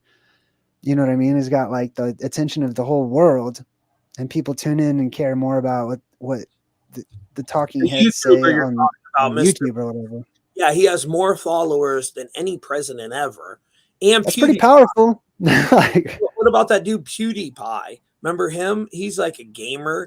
Guys, let's not forget, we're talking about the most popular president in history that got the most votes in all of history. Let's not discount that. Yeah, Biden is incredibly popular. And he has two chins now. No, we're joking. He has two chins now, too. When you seen him go to Israel, Biden now has two chins. That's pretty interesting. I don't like him or Trump. I never liked any president. He's going for that Spartacus look.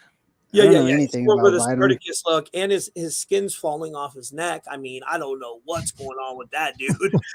I don't know. Did the real guy pass away? Who's under the mask? I don't know. But like I said, they use that as to divide us too, left and right, Republican, Democrat. It's the same show. It's the same game, man. I don't buy into none of it. I'm not a Trump fan. I'm not a Biden fan. They're both. They probably give each other slow jacks and ball rubs behind the scenes. So I don't like neither one of them. But yeah, Biden's definitely something's weird going on with that guy right now. If you look at his face, and with that Biden going on, man. Yeah, he's got that Biden going on his chin. With that being said, that's what we're going to sign off on. So hit them likes, guys. 3 hours and 1 minute 31. The Matrix. My style. Yeah. Love y'all. Do you guys got anything you want to plug before we go? Oh, I do, man. I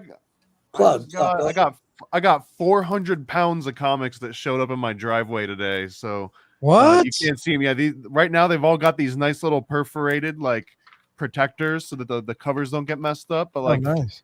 Yeah, like you just rip off the back right here. But here, for example, here's Secret Mystery School 1. I just got a brand new print edition of almost every one of my books. So you can get them all now. A new video too. It's really good. Well, he probably did it a month ago, knowing Juan. He always puts stuff out, and then it's like a month old. But he did a really good one I just put up on truthmafia.com. You guys can check it out. It's pretty fascinating. His new one is One-on-One Podcast, the Illuminati formula used to create undetectable mind control. And he put all the words together too. It was very bizarre. I think he did that so the algorithm doesn't connect what he's talking about. But yeah, you got that on paranoidamerican.com, that comic book. He's got the chemtrail comic books. He's got a little figure we can't show you of Biden. Yeah, it's right here. No, don't show that guy. That scares me. He's got Hunter Biden with his shirt off with a red scarf wrapped around his neck, standing in his underwear. And it's right here, but I won't show it. But it's behind this comic. That's funny. But you can see it on paranoidamerican.com. It's called the Hunter Biden Party Pack. Yeah, guys, it's worth going and checking just to laugh. Just to laugh. I mean, it's everything that was allegedly leaked on that laptop. So Paranoid American, his mind is something else. The stuff he comes up with, it's just crazy. The merch, it's really cool. And Logan, do you got yours is cosmicsugar.org, right? Your website? Yeah, for readings and the Patreon for exclusive decodes. And the Patreon is Decode Your Reality. Yeah, if you just type in Google Decode Your Reality Patreon, it's the only one. It'll pull it up. Okay. I don't know that it's like, yeah, I don't know the number. They gave me a Jupiter number. I mean, like I said, I just look at the code. It's Decode Your Reality /543. 543 is tied to Jupiter. I didn't pick that. The whole thing's crazy. The whole reality, man. The whole reality is you got to be an insane person to live in this world. You got a tattoo of a phoenix on you, dude? I got 5 of them all over my arms. This was before I even woke up. He's got the phoenix all over him, bro. Yeah, I got the phoenix all over me. Yeah, dude. My high school mascot was the tiger. That's Jupiter. Like a month ago, I started drinking. I found this video on right around when I decoded the Matrix, which led me to Jupiter and Jupiter Ascending by the Wachowskis because they had that movie come out. Awesome. I found this video by this guy, Cali Muscle, this bodybuilder guy. And he's like, yeah, I did this 30-day watermelon fast. And I was like, oh, I like watermelon and I can get it 24/7 here. So I started drinking watermelon. Of course, watermelon is the striped fruit, which looks just like Jupiter. And it's red, and Neo took the red pill. So I started on this watermelon kick, and I'm like, okay, I didn't plan that. And then I went into the Matrix, and I decoded the Matrix with the 3.144 cipher, created that, found all these, the Matrix and the 3.144 cipher is 35. I was born on the 35th day of the year. The 35th card is Keanu Charles Reeves' birth card. And it's just ridiculous, man. And I'm like, what's running this reality is a stand-up comedian because it's just funny to me.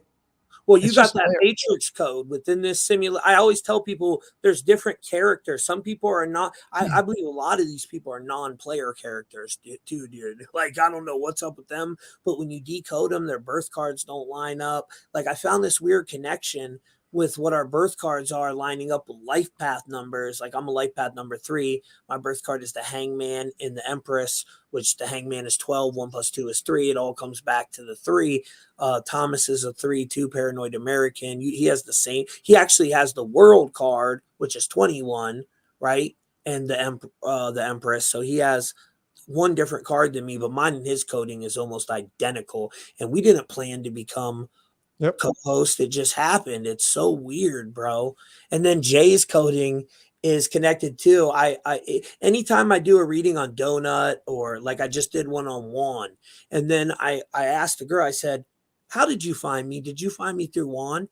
Because she said, yeah. I said, I knew it because Juan has the same numbers attached to him as she did. It's like, whoa, man, what is going on here?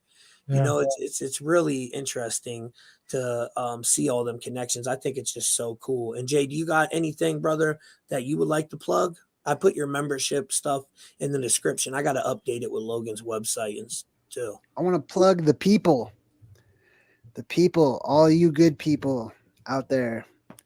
Be inspired. There you go. So that's all I got. Plug every single one of you. I do this for other people. You know what I mean? I assume you guys do too. Yeah. I love you guys. I care about all of you. Many of you piss me off and irritate me, but I freaking always hope until the very end for everybody. So until plasma starts raining from the sky, then you're on your own. Anybody else?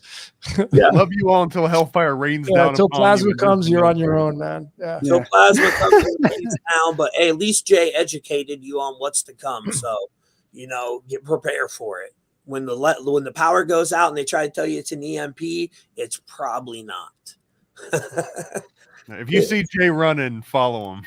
yeah. If you don't do a YouTube video in a couple weeks, get out, bug out.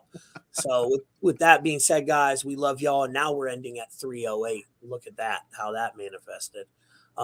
So we're out, guys. Hit that like button. Go subscribe to all these great gentlemen here.